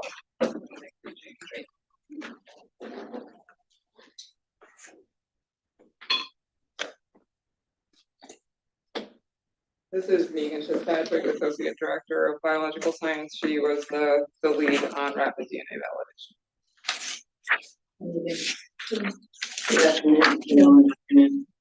Oh. What? I had to say that. I did have some questions about your validation and some concerns, just to start off with that. It doesn't seem to be working very well. So I do have some specific questions about particular tests you did during the validation and what you found, as well as, and I do appreciate you just gave us the executive summary. So we haven't, or at least I don't recall seeing the full validation or the protocols, which might actually be useful. But I did have some questions. It does appear from the exec summary that you only intend to put in or use rapid on single source samples of known references. Is that true? Correct. This validation was for reference samples only. Reference and obviously single source. We are in the forensic laboratory of the New York State Police, so we would be using reference samples from forensic cases, but there's no evidence samples that will be run on this at this time. So that would be suspect samples, victims, elimination. It would be elimination, references from victims or suspects, but we do not plan an immediate rollout. You know, we're taking this very methodically. Mm-hmm. So we are looking at a very small, you know, Julie obviously can speak more to this, a very small subset of the cases that we bring in. We're looking at Andy primarily, in addition to those reference samples, for a mass disaster event because of the volume. It can run 4 or 5 samples. So we went beyond the previous validation in the state to look at both chips because reference samples can come in a wide variety of substrates. So we wanted to have the ability in cases of mass disaster or reference sample submissions in which we had a very quick turnaround time required to handle those types of samples. But We are not looking at forensic evidence at this time. Okay, Yeah. but still typing single sources for Correct. use in comparison. And I do have some questions about that. But you did obviously appropriately do a mixture study to see if you stuck in a mixture into the rapid machine, whether the flags would go up and say, nope, this is a mixture, no good. And I guess also whether the instrument would mistakenly think a single source was a mixture. So when you did your mixture study, it did with the A-chip, I guess there's a difference, right, with the A-chip and the I-chip, but with the A-chip, it looks like you ran 12 samples. Out of those 12, only 7 produced data. And of the 7 that produced data, only 4 were correctly identified as mixtures. Is that correct, or am I reading? Correct. We are currently working on the ACE validation for reference samples, and we've modified some of our procedures for that to try to bring up that minor contributor. Andy has a wide dynamic range, so it's able to accept a lot of high data, but one of the things we noticed in our validation at this time was that low-level mixtures can't be looked at. And I want to emphasize too that we are doing everything in a modified rapid DNA capacity. We will be manually reviewing every set of data. So when you indicate that we are looking at could the instrument and software flag it, it was more of a curiosity, like a precursor, like, okay, we got a green check, we kind of know what we're heading into, but in no way will any of that software make any determination for us. Myself and our entire team were all qualified DNA, and it was, we're Sure. gonna maintain proficiency. So Yeah, that's the modified way, right? Is that you have a human at, and I do have a question about that, but just to finish the mixture thought, with the I-chip, you did 10 blood samples. 5 were identified as having mixtures, but 3 came back with the green check, so that would be no flag that there was even a mixture. it did not pick up the minor contributor to that. Okay, so that was your mixture study, and there was even an example, how many examples? I think it was just the one, but please correct me, where a true single source profile was misidentified as a mixture. That sample in particular, our first, let me just kind of step back a little bit. When we first went to the DNA subcommittee, we provided the executive summary and our protocols presentation. Yeah. And we went back again, we provided, in fact, immediately after our first presentation, we provided all their entire validation. So they received all the electrophotographs. So that sample in particular, and my team is behind me to make sure that was an elevated baseline. That was an artifact. It wasn't a mixture. So it was something that was actually flagged at that location as an error. So we would precluded that at a minimum at that location, but that sample would have most likely gone in through our rework process, which would have either gone rerunning through the Andy or most likely rerunning through traditional. So it would be kind of rediverted in our process, and that report would go out with the Andy. Right. So let me actually ask you about that and the sort of the meaning of the green check mark. And it could be, and I'm interested in knowing if we have your executive validation summary, but is it true that you're continuing to work on the validation, or did I misunderstand that? We haven't worked on any other component of our Andy validation. Yeah.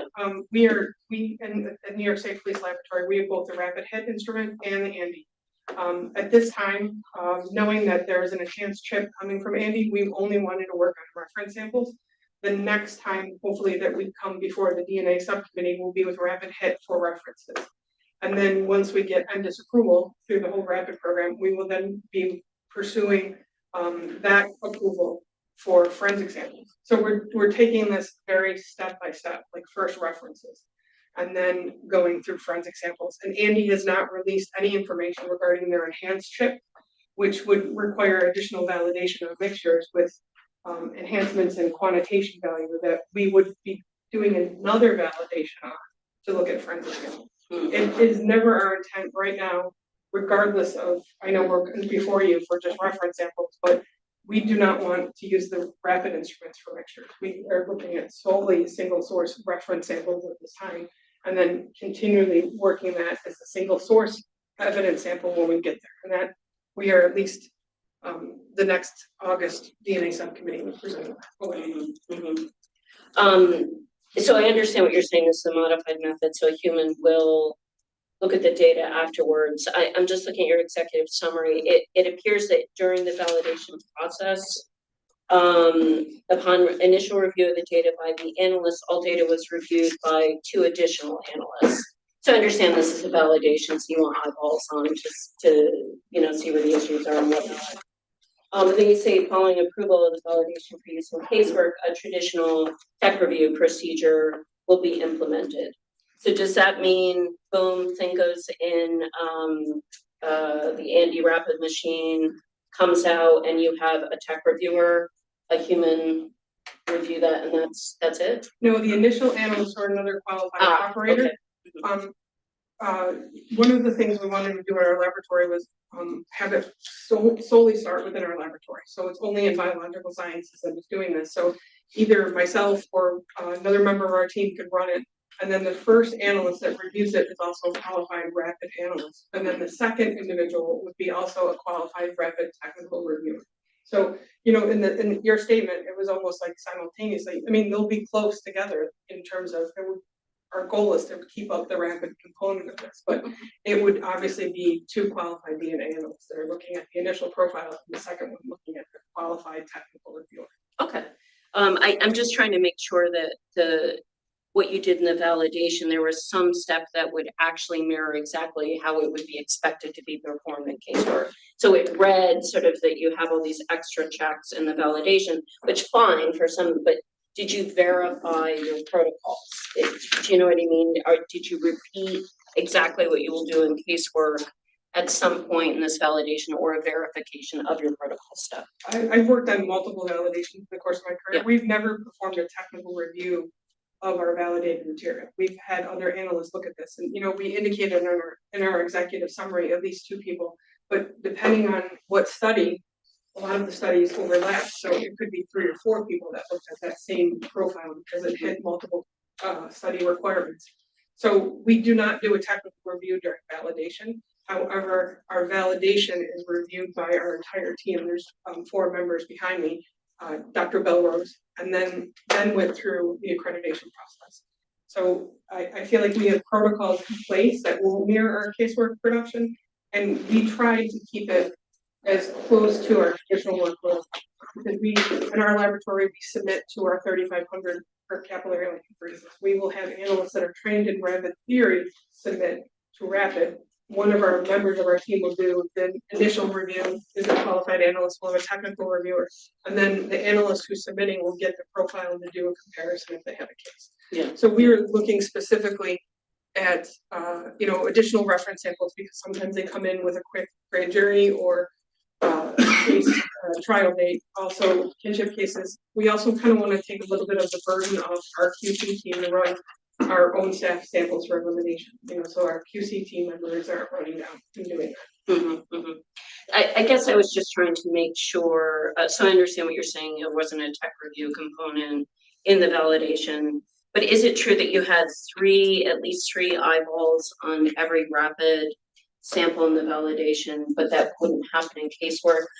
The reason I'm raising this is it doesn't seem like this instrument is doing very well. There was an 83% success rate for first pass runs. You've got it not able to identify mixtures very well. I think there was one instance of contamination, correct me if I'm wrong. And there were other issues where clearly the standard STR typing that we're all sort of used to performs extraordinarily well. And you did do a concordance study, but that concordance study showed how well your other method works and how lacking really this method seems to be. So given that there are real issues with this method, I just wanted to make sure that you tested exactly how it would be used in casework.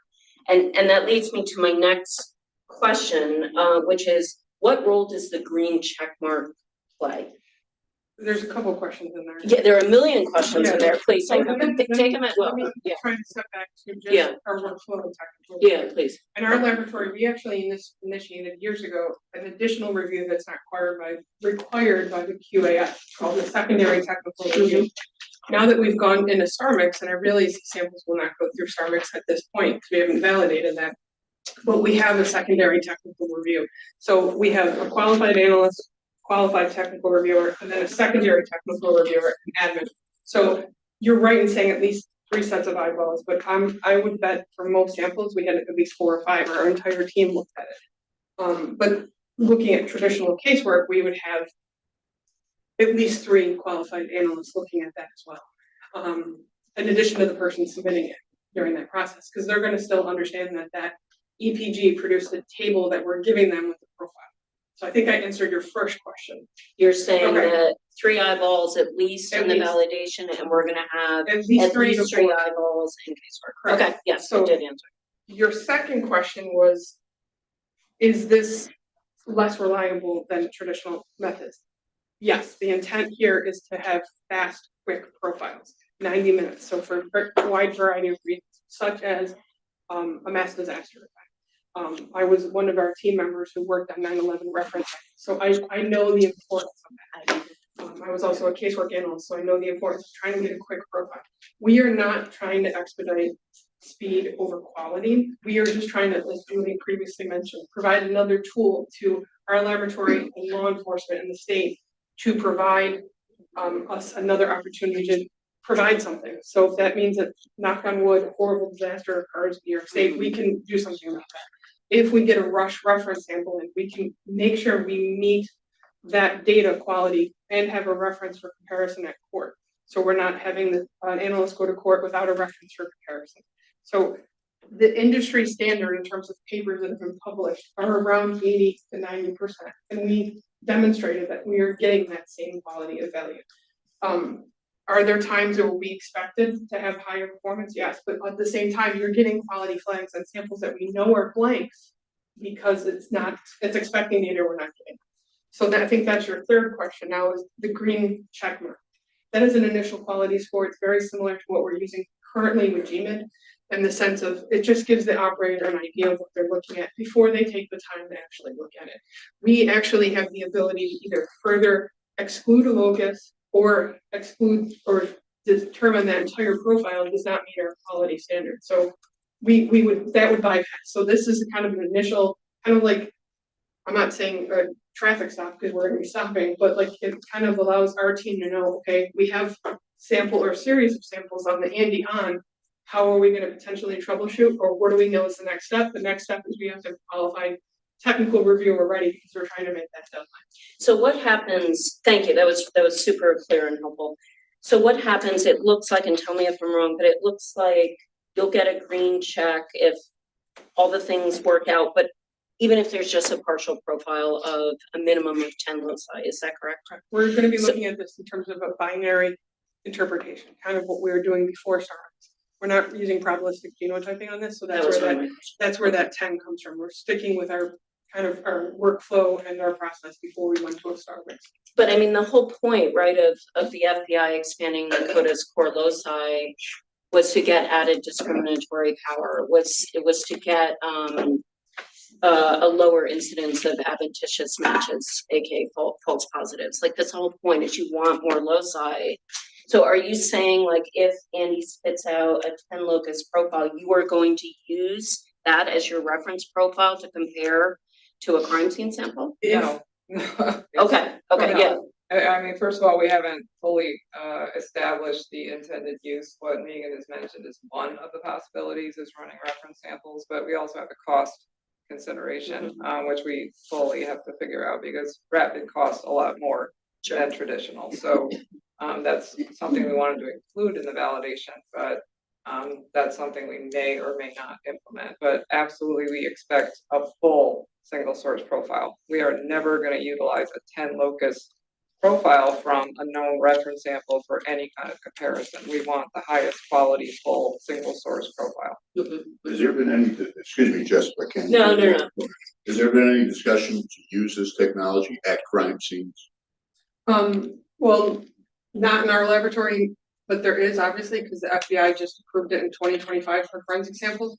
But we, like I mentioned, we want to go very slowly, so we wanted to bring this on first for reference samples. Yeah, oh, no, I understand that, but the state police has not discussed crime scene use of this technology.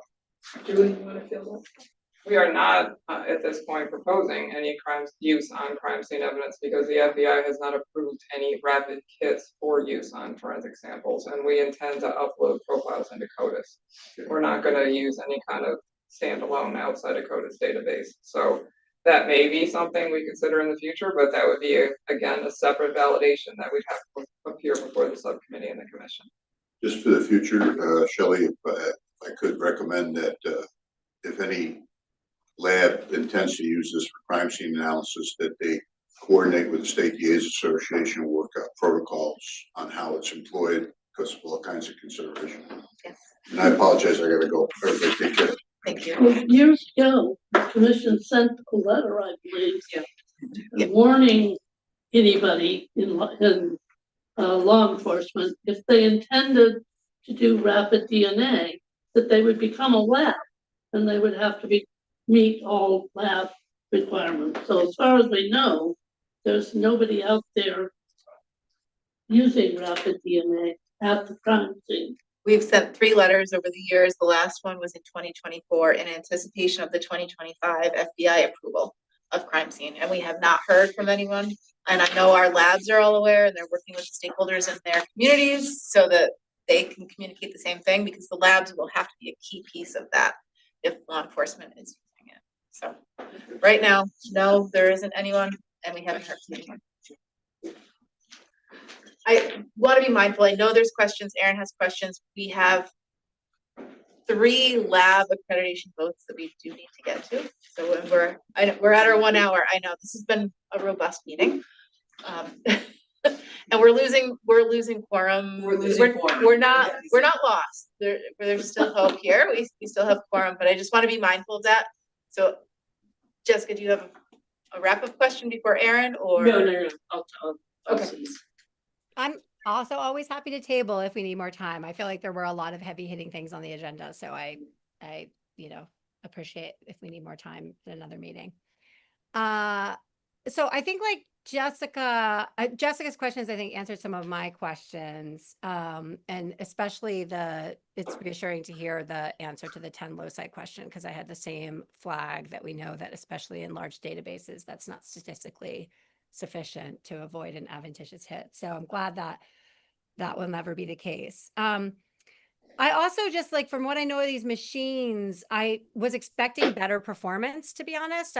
I also was just struck by what seemed like underperformance. And I just want to make sure I'm understanding correctly. So in the concordance portion on the iChip, the report says success at 51 of 60, but only 16 of those 60 returned full profiles. Am I right there? 11 kind of got close. They had a full profile, but they had at least one flagged loci.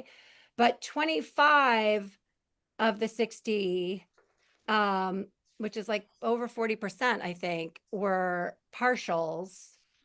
Is that right? Am I understanding that correctly? Like only 16 of the 60 returned a full profile.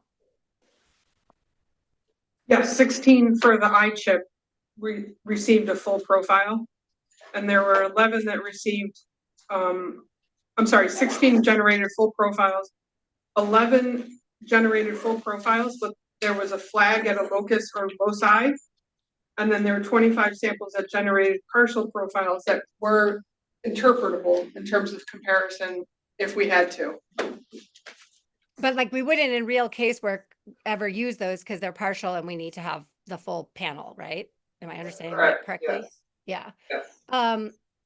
So in terms of what actually could work for casework, 27 of the 60, less than half of the 60 actually performed to a level that you'd be able to use for actual reference profiles.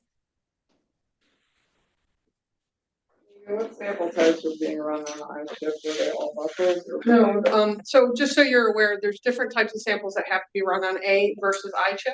So for the A chip, it's only the Andy swab that you can run. For the eye chip, we use blood, we use swabs of blood. So we would take FTA paper, we would also swab that. We had buccal combs, which have to be run on the eye chip. So it's a wide variety of samples. So in terms of what we did with the comparison software, those partial profiles still developed a comparable profile that led to an association. And I realize this is references to references, and that's not traditionally what would happen in case work. And as Julie indicated, there would be, our expectation was to get a full profile. But for our intent, for purpose, is are we getting a profile that we could interpret? Yes, for everything in the concordance study. We did receive a profile that we could lead to an association if we had a mass disaster incident. I mean, yes and no. It depends on how partial the partial is, right? Like, I mean, I understand if you get three loci, you know, you have a partial profile and you could compare it to something. If you had 3 loci, you would not get a flag that the entire profile would be deemed inappropriate for use. It would be red. We couldn't further look at this. These are robust profiles that are passing the initial quality score and then passing 2 levels of our review. It's not like a partial that, like I think you might have been Jessica indicated associations. Like it's not that like we get 1 or 2 loci that we're deeming that. How many is partial? Maybe that I should just know the answer. Off the top of my head, see if I have it. Partial is anything less than a full profile, and once again, we would not use the data from a partial profile for any sort of comparison. I totally get that, but to me that means we should put them in the null category. Like I understand what you're saying, that like if you were doing casework, you know, if to me that means they're in the null category. If we cannot use it as a reference sample, it's indistinguishable to me in terms of validation from 3 loci or 0 loci, because it's not sufficient. So to me, when I look at this, it's 27 loci, or sorry, 27 samples that were usable. But I mean, I feel like I'm hearing 2 things. I'm hearing on the one hand, we would never use a partial, and then I'm hearing we validated with all these totally usable partials. So isn't it correct to say that in terms of what you would actually use, 27 of the 60 is the answer? So I think, again, we're running up in time. We'll call for a vote and people can vote where they need to vote on this. Can I ask one more question at least? I have many others, and it's frustrating that time is the constraint. I just want to make it clear that this is one rapid instrument, the Andy instrument, and we're only running reference samples. The use of the Andy with reference samples was already approved for the New York City Chief Medical Examiner. We're not doing anything different than that. I don't know their validation. I'm not taking issue with the Andy. My understanding of the Andy systems is they return, like you said, between 80, 90%. And I'm looking at this and I'm saying this is less than 50%. So if you had brought a validation study to me that had 80 to 90%, anyway, I don't need to quibble. Let me ask one more question. You have the line instrument and chip-based errors were not used for the calculation of accuracy, or in another part that says excluding instrument-based and chip-based errors. When you calculate, what does that mean? I just didn't know what that meant. We had, I think 1 or 2 chips where the allelic ladder that was part of the chip did not produce data. And then we also had one that in conference with Andy, I think it produced a microfluidic, because it's a chip that the solution flows through. It produced a microfluidic error. So the whole chip was deemed inappropriate. So we could not evaluate data. And if a ladder is used, a ladder runs and fails, you cannot use that data. So those are instances where the data was not at all usable. Okay, that makes sense to me. It's not clear to me why that should be excluded from validation. To me, part of understanding if it works would be like if half the samples failed because of chip error, it would be useful to know. The samples did not fail because of chip error. I understand, but it brings the number down if you include chip malfunction, instrument errors, and chip-based errors. And you might say, hey, it only marginally brings it down because it only happened 3 times, but you know, it could bring it down substantially if it happened more. And if it's so marginal, I think that should be included in the overall percentage. It kind of hides a failure that's occurring. I disagree with you because I feel like running 171 samples gave us a pretty good idea of how the instrument does function. And we did hit that known published quality value of range. So unfortunately, I don't have that in front of me of how it's evaluating samples that are passing, but it's situations where you're getting profiles that are 15 loci or more that are getting a green flag, and that's often what happened in the concordance.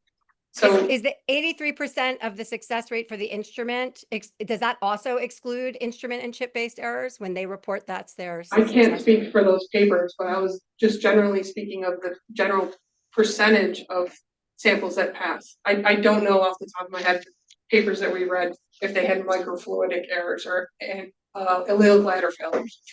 So I just again emphasize this validation is for use of a rapid DNA instrument. We're exploring it as another option for reference samples. And the reason that we have a success rate that is less than 100% is because we expect a full profile. That is something that we would absolutely require a full profile before we actually utilized it. It's just exploring another option and enabling our lab to have the ability, if God forbid there is a mass disaster, we have experience with a rapid instrument that could facilitate identification of victims. Just because it can produce it quickly doesn't mean we're going to lower our quality. We just wanted to explore this rapid DNA instrument to give us an option if we had a situation where we needed to quickly generate a DNA profile from a reference sample. But if that profile doesn't meet our quality standards, if it's not a full single source profile, we will not be utilizing it. I hear you on that. I just will say I have no objection to Andy machines. I just am concerned about the success rate of these machines.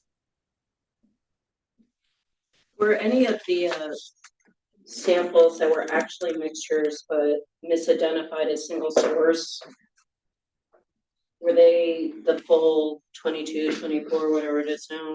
You mean the secondary donor or the primary donor? The primary. I'm assuming it would be the primary, the major, whatever. I think we did get mostly full profiles for the primary donor.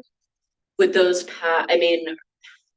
so would those be used? If in theory, we did not see any indicator of a secondary donor, would be something that we'd have to observe. We didn't see anything where we couldn't see that like secondary donor. We didn't know it was a mixture. So the sample that you alluded to earlier that had the 3 allele and that was elevated baseline, that was very clear in a single source sample.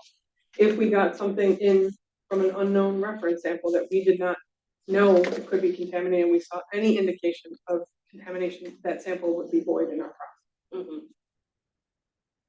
I'm just worried, right? This is validation stuff, so you know the correct answer, and you rightfully tested known mixtures, and you're getting back green check marks with full profiles, even though they're mixtures and shouldn't be used. As Megan mentioned, we are requiring at least one human. I mean, we have the primary analyst, a human being, that looks at the data that is generated by the rapid, and a second qualified analyst will also review the data. And part of our analyst training is to look at the DNA profile that's generated from a reference sample. If there's any indication there's a low level second donor, then we will not utilize that sample. That's the same standard we're going to apply to data that comes off the rapid instrument. There's going to be no possibility of a mixture from a reference sample being used in comparison. Do we have the same problem with rapid DNA as we have with NGS in terms of? We don't. All right, just so sorry. No, we're good with that one. At this point, is there a motion to accept this finding recommendation from the DNA subcommittee and to approve the use of the Andy Rapid DNA identification system for rapid DNA analysis on single source reference samples at the New York State Police? Motion. Second. Mike and Michelle, all in favor or roll call? I can do roll call. Scott? Aye. Aaron? Abstain. Commissioner? Aye. Michelle? Aye. Mike? Aye. Aye. Bev? Aye. Aye. No. So we have 1 no, 1 abstention. We're still good.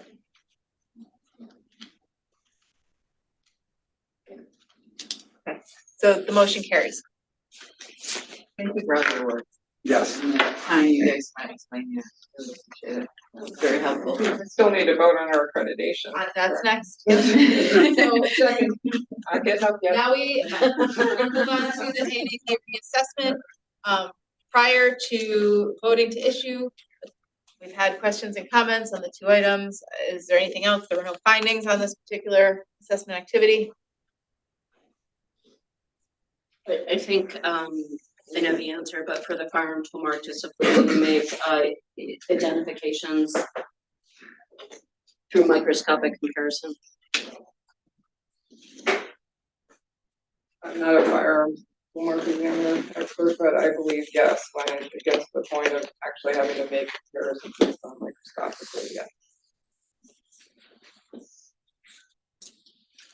So at this point, is there a motion to accept the binding recommendation from the DNA subcommittee to issue full renewal of New York State accreditation to the New York State Police Crime Laboratory concurrent with its ANAB accreditation? Motion.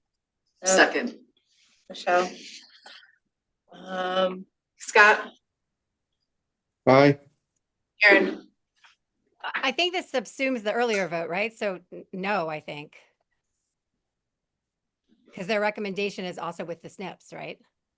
I think the SNPs are separate at this point. If it's just the DNA lab, no SNPs, no rapid, yes. And rest of the lab, all the rest of the disciplines in the lab. Oh, why don't I just abstain for now? I can feel the energy. Okay. Commissioner? Aye. Michelle? Aye. Mike? Yes. Yes. Yes. Yeah. No. Thank you. The motion carries. Okay, we're going to jump.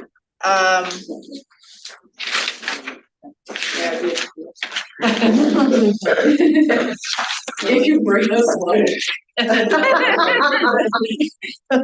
Was I wrong? I'm gonna go really out of order because we do have two labs who need accreditation votes. They are in the new business section of the agenda because they are totally new laboratories. These are two latent print laboratories who have gone through the process of transitioning to ISO accreditation. The first one is the Monroe County Sheriff's Office Latent Print Laboratory. In May, the laboratory applied for New York State Forensic Laboratory accreditation. They've provided documentation from ANAB, including their notification of accreditation, certificate of accreditation, scope, assessment report, and activity plan. The laboratory has supplied their organizational chart. If there are questions for the laboratory, we do have representatives here in Albany. Aaron has a question. Yes. If you could come to the table, please.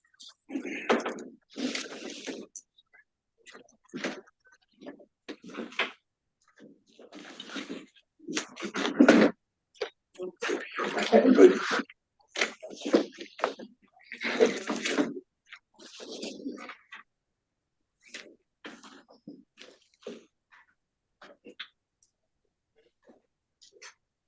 Are we ready? I don't know. Yep, go ahead, Aaron. Okay. First of all, I'm really happy to see that accreditation. I know it's a huge lift. I just have two questions. One is if you are going to follow the NICLAC standards for reporting in latent prints. Yes, we do. Yes. Okay, great. And then the second is, one of the difficulties of having a lab within sheriff's or law enforcement office is scientific independence. I saw the org chart, the sort of chain of command, but maybe just hearing from you about how you're thinking of balancing the law enforcement mission, which is appropriately zealous one direction, and the scientific mission, which obviously has to insulate from that. Prior to our accreditation, our latent print examiner was somewhat isolated in the sense of just physical isolation in the building. We have since kind of rebuilt his physical structure to isolate him all the further, with kind of our initial net being our quality manager put in place, who we sought someone with experience outside of law enforcement to put in that place as kind of our police of police, I guess you'd say. That's great. And I think the more that person can connect with other labs in the state and use the resources of the state, hopefully they'll find, support outside, in a small office. Sometimes going outside the office is helpful. Thank you. I wanted to ask about whether you're following the OSAC registry standards related to the Friction Ridge discipline. We are in review of that. When we originally set up for accreditation, it was not everything that we were looking at, but now that we have gotten through our ANAV assessment and kind of gotten through the initial build out of our lab and management structure, it's something that McClellan and I have been starting to review. Do you know which ones you're in compliance with and which you're not, or? We have not done a full gap analysis on this yet. When do you plan to do the gap analysis? Timeline, that's hard to tell because we've got additional staff that we're bringing on. So I kind of want to be able to like incorporate everything, like getting their input, but I also need, like, they're not from an accredited lab. So I need to get them acclimated to accreditation and what that means and what they can anticipate with how their workflow that they're used to changing. But I do want to be able to start having conversation with everybody and having them have an input because I don't have a direct background. So I need their technical expertise definitely, but I don't want to just start making changes without having their input. But I need to make sure that they understand what the accreditation side of things means as well. So I'm planning for like within the end of the year, but I don't want to give like a hard date. I can't follow through with. Thank you. It's just a comment, and it's not specific to your lab, but more toward the commission is. It sort of hit me in reviewing, these are applications for new accreditation, and I share Erin's comment that is a wonderful thing it's an arduous process to apply and to gain accreditation, and that is a good thing. It is a basic step toward improving quality. But as us, as a commission, we're not even looking at protocols. We're literally getting like, just a very few pieces of paper and being asked to put a stamp of approval on a lab. And this is no reflection on the quality of work you're doing. I'm just saying, as a commission, maybe that is something we need to be thinking about is when we're getting a lab literally up and going, what sort of review are we offloading totally to ANA? Or do we bear a greater responsibility? That's just sort of a comment. If I could just yeah, please. On that one, none of the public funded labs that fall under this are working in a silo. Immediately, Jeff was in with the NICLAC, called into the NICLAC meeting, so he's already working with the other lab directors. We're there as guidance and mentors as he needs it. Michelle has already been working with the QA twig, again, participating in the meetings. She has other quality managers that she can seek guidance or mentoring from, as well as her own personal experiences. So I just wanted you to know that it isn't just like, hi, welcome to New York, you're on your own, figure this out. Right. They're using the resources, as are the other labs that are new. They're using the resources here, the technical resources and the other administrative resources to help them in any way. So, and OSAC is part of those conversations. That's part of the latent print twig conversation. So we're getting them in the loop as quickly as we can. Yeah, no, that's really important. I think that's great that there is this resource. I guess my point is really just thinking through our responsibility as a commission, but that's appreciated for sure. And I'm sure you appreciate, the assistance. I have worked in state labs in the past. And even before I started with Monroe County Sheriffs, they were reaching out to other labs within the state, and they had where other labs had provided them their manuals, so that I had that before I even started there. So.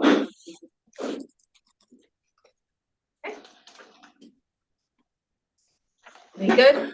I'm going to call for a motion to grant New York State Forensic Laboratory accreditation to the Monroe County Sheriff's Office Latent Print Laboratory in the discipline of Friction Ridge, concurrent with its ANAV accreditation. Okay, roll call. Scott? Yes. Erin?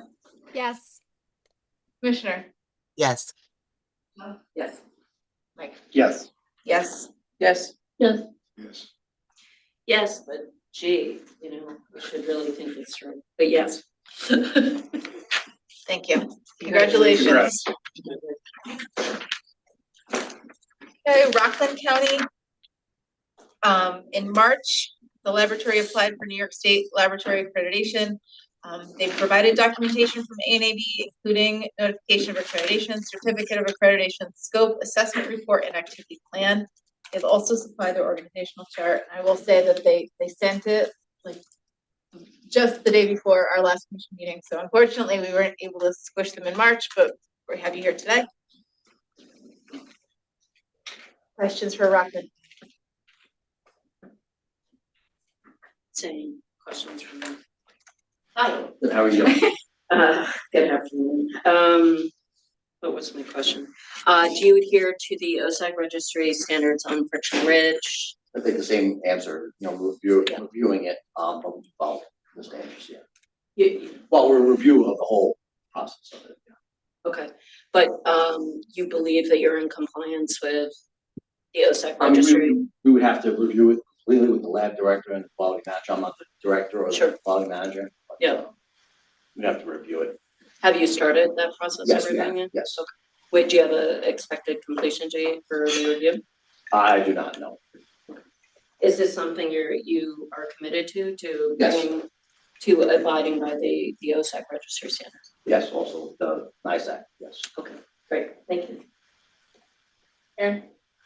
Well, you already got one of my questions. And I will add that, part of the reason I asked this is because we don't have the materials Jessica said. So it's just, my little bugaboo. But the second is the other question I asked Monroe, which is the, situation in a law enforcement setting and how to safeguard against, not even obviously like inappropriate pressure, but just human nature. So this is Jim Russell. I'm the lab director. I'm on remotely because I'm in Florida at the time. So I'll take that one if you don't mind. Yeah, so we are having all of our examiners do a fairly robust ethics training and non-bias training, try to be sure that there are no conflicts of this nature.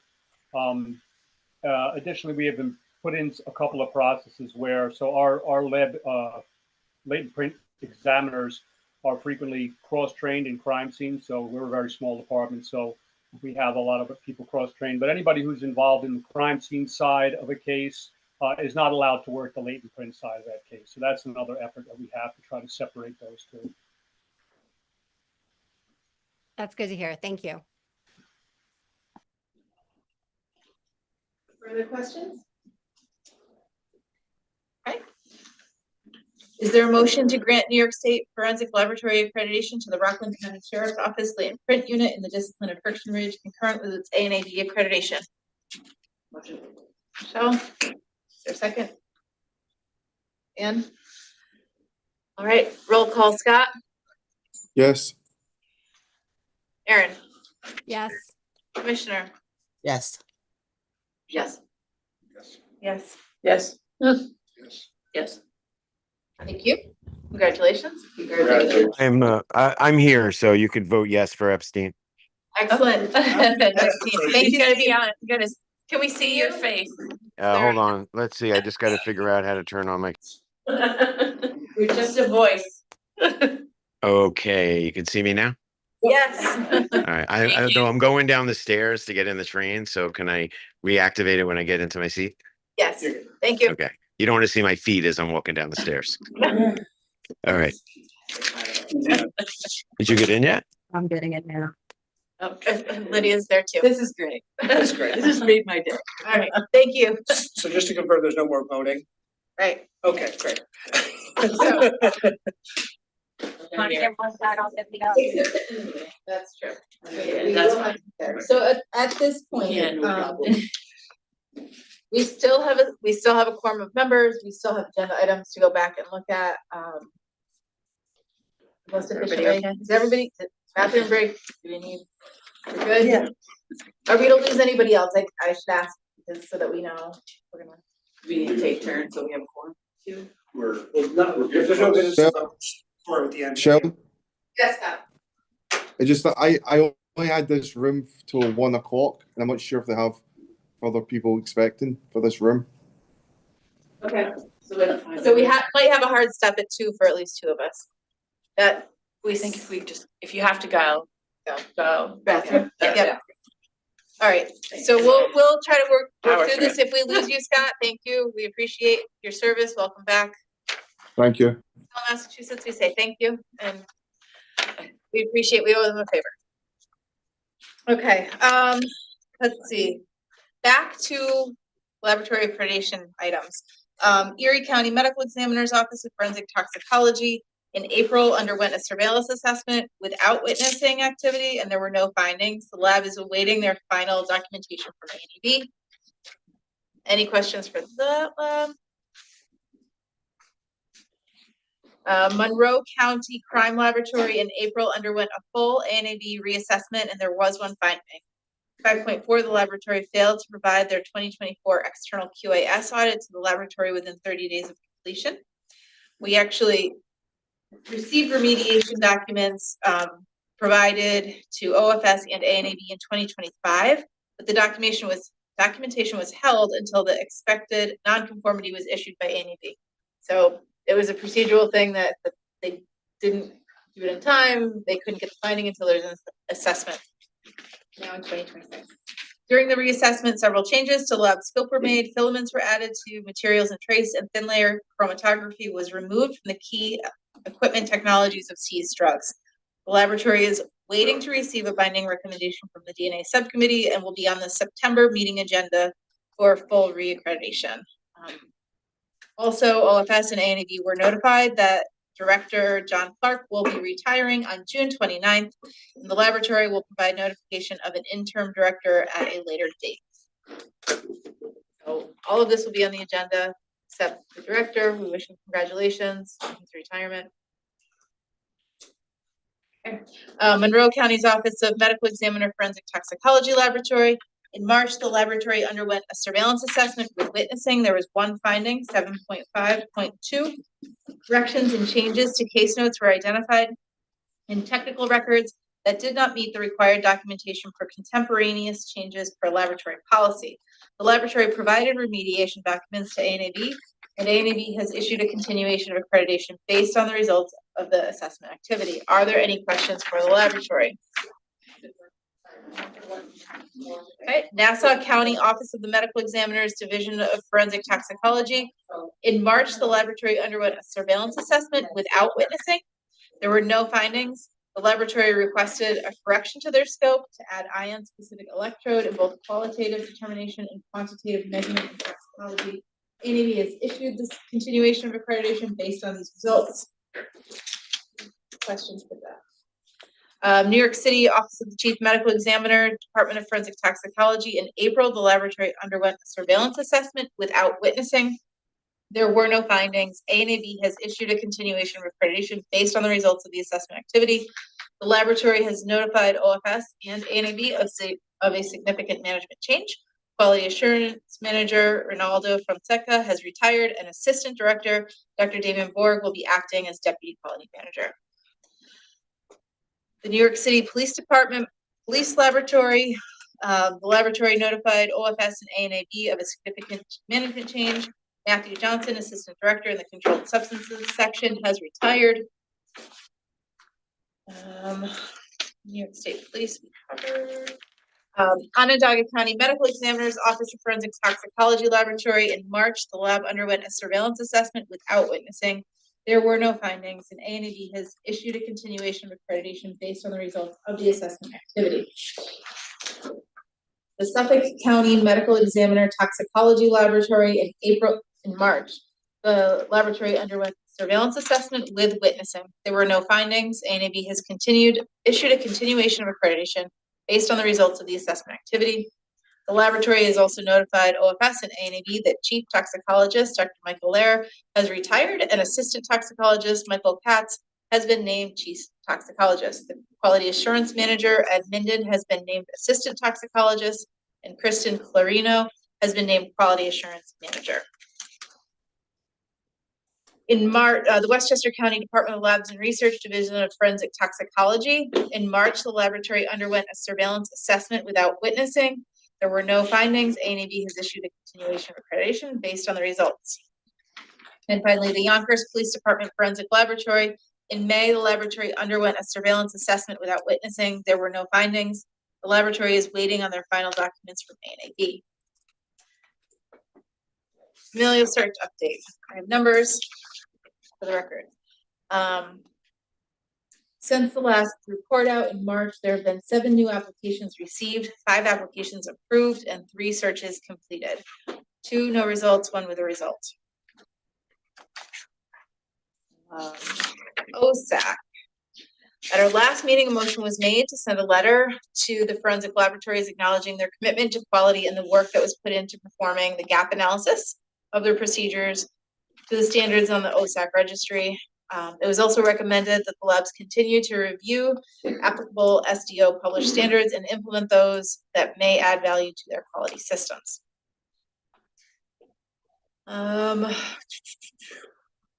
Let's see. New business. We just our labs. Our visits. This is a fun new business item.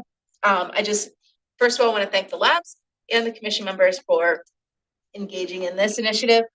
We began in March to bring small groups of commission members to visit laboratories across the state. The goal was to showcase the day-to-day operations of our labs and the forensic science professionals that provide the services to our New Yorkers. Additionally, the visits provided opportunities for lab staff and commission members to connect outside of the quarterly meetings. We're hoping to lay a foundation for a culture of trust, mutual respect, and improved communications. We want to thank the labs who hosted us. Lydia was our pilot lab. I don't know if she's next to you, Stephen, on the train, but thanks to Lydia. Then we headed out west to Erie County. Thank you to Michelle and Christina. She definitely is on. She's just not in my train. She's going to a different stop, so they separated us. Okay. And then just yesterday we had our 4th visit to Onondaga Toxicology Laboratory. So thank you in advance to everyone who's going to host us soon. We have more lined up and scheduled. Can I say something on that topic? Oh, yeah, go ahead. I want to recognize you for doing this. I think it's an amazing idea, and I think it furthers the cooperative nature of us and the labs. And it was a great experience, and I think it is incredibly effective to also, for the standpoint of the labs, knowing that we're not, some villain, right? It was just, and I learned a ton of information, and especially going to Syracuse, Onondaga. So thank you very much. Thank you. Second. There it is. And thanks to the staff of the laboratories as well. They were so willing to engage. Was the book better? Yeah, the book yes, they were willing to engage. It was great to have conversations with them, and I was impressed with their dedication, and I learned a lot. So really a fantastic program. And it was great also to hear about the work that OFS does, sort of more generally, Lindsay and Elizabeth and you, and all the wonderful initiatives like what Michelle was talking about with the mentorship program. I had no idea, but it sounds like a fantastic program. So anyway, I want to go to all the labs, just for the record. It's really a great. Erie was the best one, but yeah. No, I'm sorry, Westchester was the best. Yeah, I'm excited to kind of continue it, and I think that it's gonna take some time. We'll see how the rest of the year goes, but please expect changes in 2027. We're getting feedback in every conversation we're having on improvements we can make, and I think we're gonna take that feedback into consideration, and things might look a little differently in the coming year. All right, Stephen, you wanted to add a new business item. Yes, I did. So what I wanted to bring up was the issue of the New York State Department of Health. And what I want to ask or inquire about, and I don't know if we can have an answer now, is can we work to lobby the legislature to fix the statute? Because the only thing the judge ruled was that the current law didn't mandate it or didn't permit it. And I think with our support and our request, that should be a pretty easy bill to get done. Are we allowed to do that?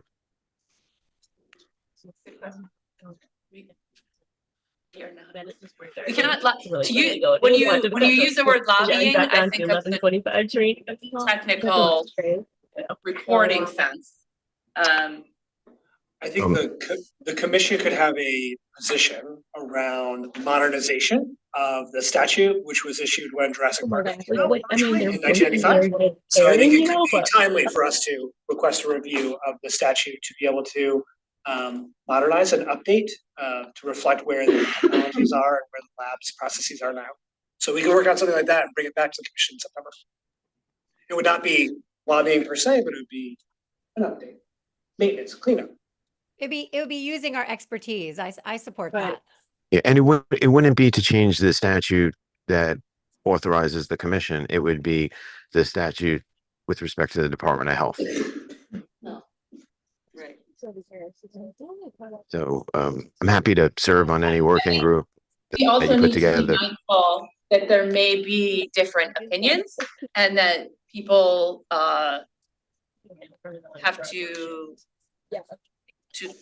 are here as representatives of their agencies, and that it may be difficult for them to take a position on certain things. Remember some history of the DOH statutes. My time with the commission goes back almost 30 years. The DOH statute from 1964, modified in 1994, always reflected health and safety and clinical laboratories. It never mentioned expanding that to non-clinical, non-health related activities. The agency in 1992 kind of took on any lab doing DNA for health related reasons and did not distinguish between doing DNA for paternity, health related genetic parentage, using the same markers that were being used in forensics, the STRs, right? So we said if we're regulating paternity labs that do STR, if you're doing STRs for identity, we'll say you need a New York State permit. That got rolled over to include labs that did identity testing that might roll over into forensic criminal work because they were the same labs. If they were making any money, they were doing paternity testing. They weren't making much money off of doing an occasional parent forensic kind of population. And so the health department kind of took in the labs that were not specifically regulated under 990, Executive Law 995, the government operated forensic labs.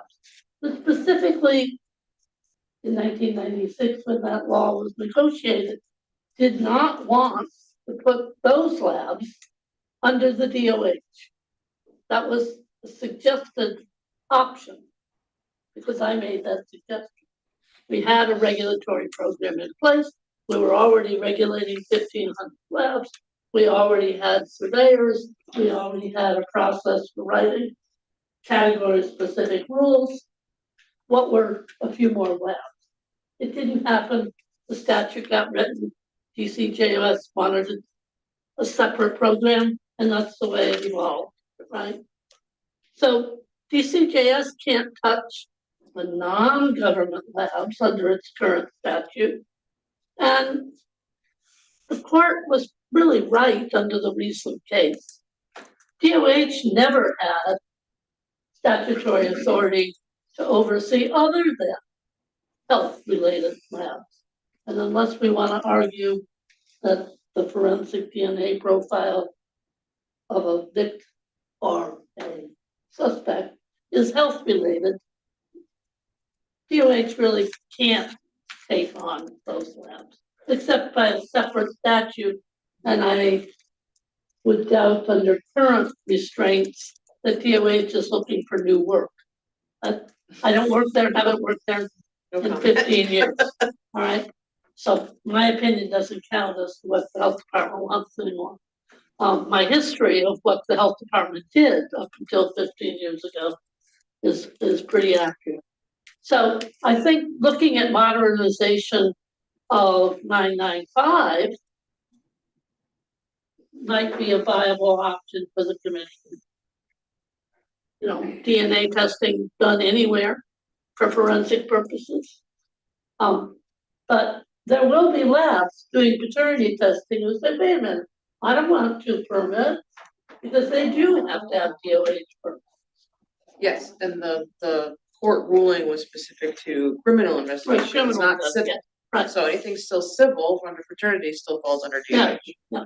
So we do have two parallels, but I don't think we're gonna get the New York State Police Lab to have a New York State permit. And I don't think, we're not gonna get Myriad Lab when they do forensic cases for the state police to have a forensic permit. So the Department of Health is doing very little forensic or criminal purpose work. But there are private commercial labs that offer forensic DNA testing in other jurisdictions and could well be asked by the defense to have a second opinion on evidence. And that's going to get you into the commercial DNA lab presenting forensic DNA profiles that Right. are not part of I the. understand that. I guess I'm trying to understand the position that Department of Health has now on the Commission on Forensic Science. I guess. The history of the history, like the current. So if the private labs don't have to fall under a permit If they're from you, performing and the criminal public investigations. labs have to fall under this group. So the Department of Health doesn't have a separate We have no authority over those Forensic labs. private forensic laboratories performing criminal investigations. Correct. That's the issue. We have no authority. And Bev and I sit on this commission, according to the statute, as representatives of persons knowledgeable about laboratory accreditation. It really has nothing to do with the health department having authority over That's what I'm labs. trying to get. It's- Right. You're here because the current statute says. We're here to tell you how it works in the other world. But I thought there was a understanding that the Department of Health was regulating some of this until that court case said. That was a policy. It was an interpretation of the statute, but it wasn't well codified. It was and never it was codified, it all- was never written Right. into regulation. Correct. So when that court ruling came out, we now had a court opinion. And just like any other, and we have a severability clause that says if a clause or a paragraph or any section of our law is deemed not valid by a court of competent jurisdiction, so be it, but the rest of our Article 5, Title 5 is still intact. Yeah, I think it strikes me as helpful for us as a commission. I mean, I've made my position clear before. I think that it certainly is not desirable to have a situation in which we are robustly, requiring accreditation and reviews, and you got to report all your incident, if you're a public lab, and if you're a private lab, just hang a shingle and you're good to go. That's not acceptable, I think. So I think it'd be useful to, if we have a point of contact in the legislative branch or however best it's done, to say an enormous gap has now opened that is of concern to the commission, given our oversight of the public laboratory system and our concerns for what lack of oversight would mean in terms of incentives and performance of work. And, our suggestion is to fill it this way. If we don't have an agreement about how to fill it, it does, at minimum, I think, seem useful for us to say, let's get in front of this because the understanding of that case hasn't I mean, as far as I know, it still stands, right? So if that is a perspective that the health department has taken, that case. Aaron, under Just that referring to the case- letter from the last time around. Yeah, under that case, any evidence presented by, they're not a commission accredited lab, and they're now not required to have a New York State DOH permit, they would have to be subject to a FRI hearing as to their performance of their analysis, which is an oversight process of review of validation of that. And well, the 2 or 3 FRI hearings that were held back in the 80s for the early DNA work were quite technical in their review of very simplistic DNA analysis. And they led to the creation of this commission, the passage of that statute, and a sense that there needs to be an oversight structure because individual cases is a terrible place to do the kind of work we're doing right now. I mean, it's a terrible place for everybody. You don't need an analyst who accidentally used SABIS on a proficiency test being cross-examined for 10 hours. The oversight is a different role than what happens in cases. But I think we know of very few cases, at least in New York, that have involved private forensic labs. Well, the That court one. ruling was about. Yeah, but there the was use that of the one laboratory lab. to Not have New York State. Yeah, but that's rare. It has been rare.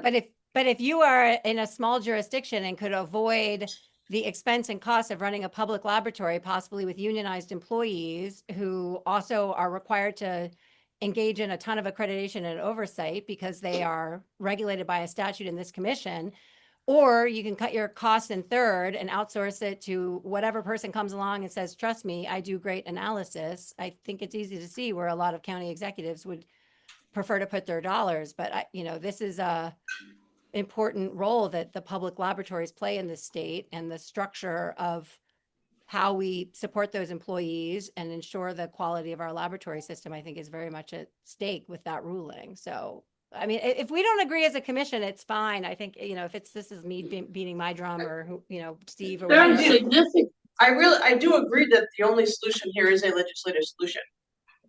As the Department of Health representative, we have no authority to oversee it anymore. Yeah. It was an interim policy essentially that was proven in court to be invalid. And it was an interpretation. It was an interpretation of statute. Of course, I do think in New York State, where we have the New York State Police Lab and their expansive DNA technology and their willingness to help the various smaller jurisdictions, I think it's often only the defense bar or the families that agitate for sending material outside of the police system. And I'm not disparaging. No, I understand. Sure. But when the families agitate, we need more. So what Joe said, I think is what we should do is have a letter drafted. It seems like we're on the same page, I'm not going to assume, but that this has to be addressed somehow, and either talk about this more next meeting or review a draft next meeting, something like that. So that would be my motion to OFS work on a draft and then discuss at the next meeting. Regarding modernization and updated efforts for the support of forensic science, kind of wherever it's delivered. Yeah. And I think identification of the critical gap that's now opened. Yeah, I think we can say in the framing of that letter, this has been brought to light because of this discussion, and then kind of, That's second the motion. All right, so Mike, second with Aaron. Roll call. And you could, in that letter, or at some point, there could be a discussion about inviting representatives of DOH legal. That's not us. That's not, that shouldn't, I mean, we can't offer the opinion, but. well, the letter will have to be sent to someone. Yeah. And to the commissioner, copy to the chief counsel. Whether or not they want to embark in the discussions, that'll be there. So, roll call, Aaron, Yes, I, whatever. Lydia. Thumbs up, Can you thumbs thumbs up, Lydia? She's probably just hitting line back where there's no service. Yeah. All right, Michelle. Yes. Mike? Yes. Yes. Yeah. Yes. Yes. Ooh, All right, Lydia, are you still present? Yeah, do we have Like unfroze for a second. Yes, yes, all right, motion carries. All right, Is that what we need, 8? seven. We need 7. So we have lab disclosures, we run through these, we can table them and put them in the next. I see people looking like they've got these places. Yeah. All right, do I have a motion to table laboratory disclosures until the September meeting? Motion. Do I have a second? We appreciate everyone's patience. Was there a second? I feel bad. Yes, Everybody okay. here that was waiting for that. Okay, and then a motion Do you have one? Do you have thank any you all. Disclosure there. The, You'll come next. Perfect. Right? I'm always here. the next meeting will be on September 18th. I have a motion to adjourn. Adjourn. Michelle, and all in favor, aye. Thank you. I'm gonna be. Yeah. Thank you to everybody in education. I hope Thank you. Have a good day.